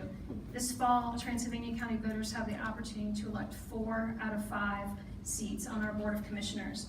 Voters will be able to consider which assemblage of these candidates is most able to work together, who has the spirit of cooperation for working with the town of Rosman and City of Brevard and Board of Education, the ambition to collaborate with our many amazing nonprofits, and has the drive to outcompete other counties for funding that our residents deserve.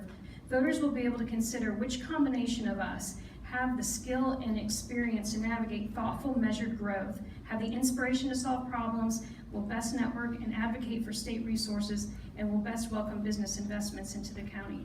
I'm Christy Blakely. I'm exceedingly optimistic about the future of Transylvania County, and I would be grateful for your vote. Mr. Chapel. Thank you, and thank you for all those that have sat through all these forums, and I do it, and I mean it from the bottom of my heart. I want to thank all those individuals that have put forth their candidacy, because it's not an easy thing sometimes to sit up here, and I appreciate that.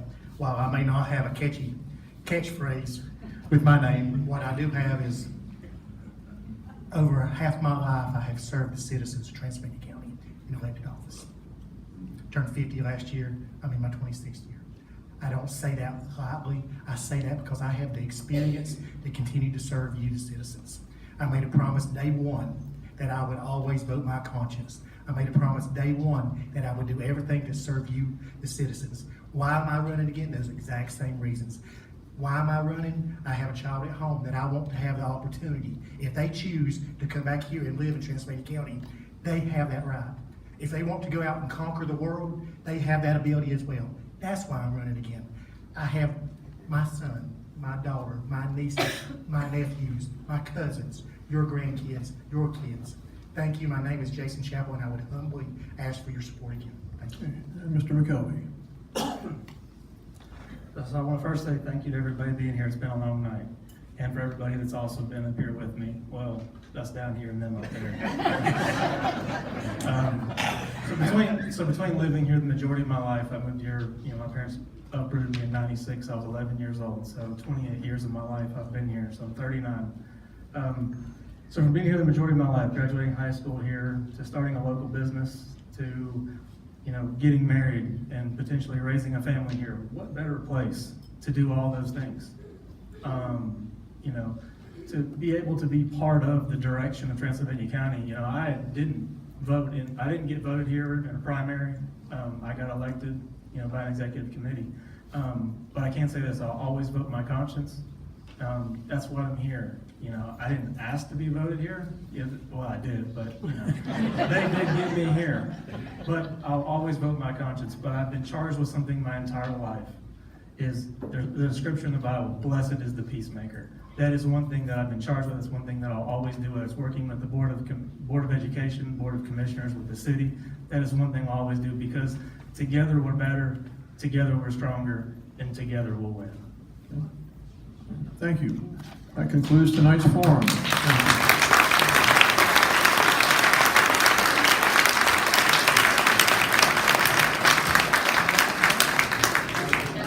Thank you, candidates. Thank all of you for attending.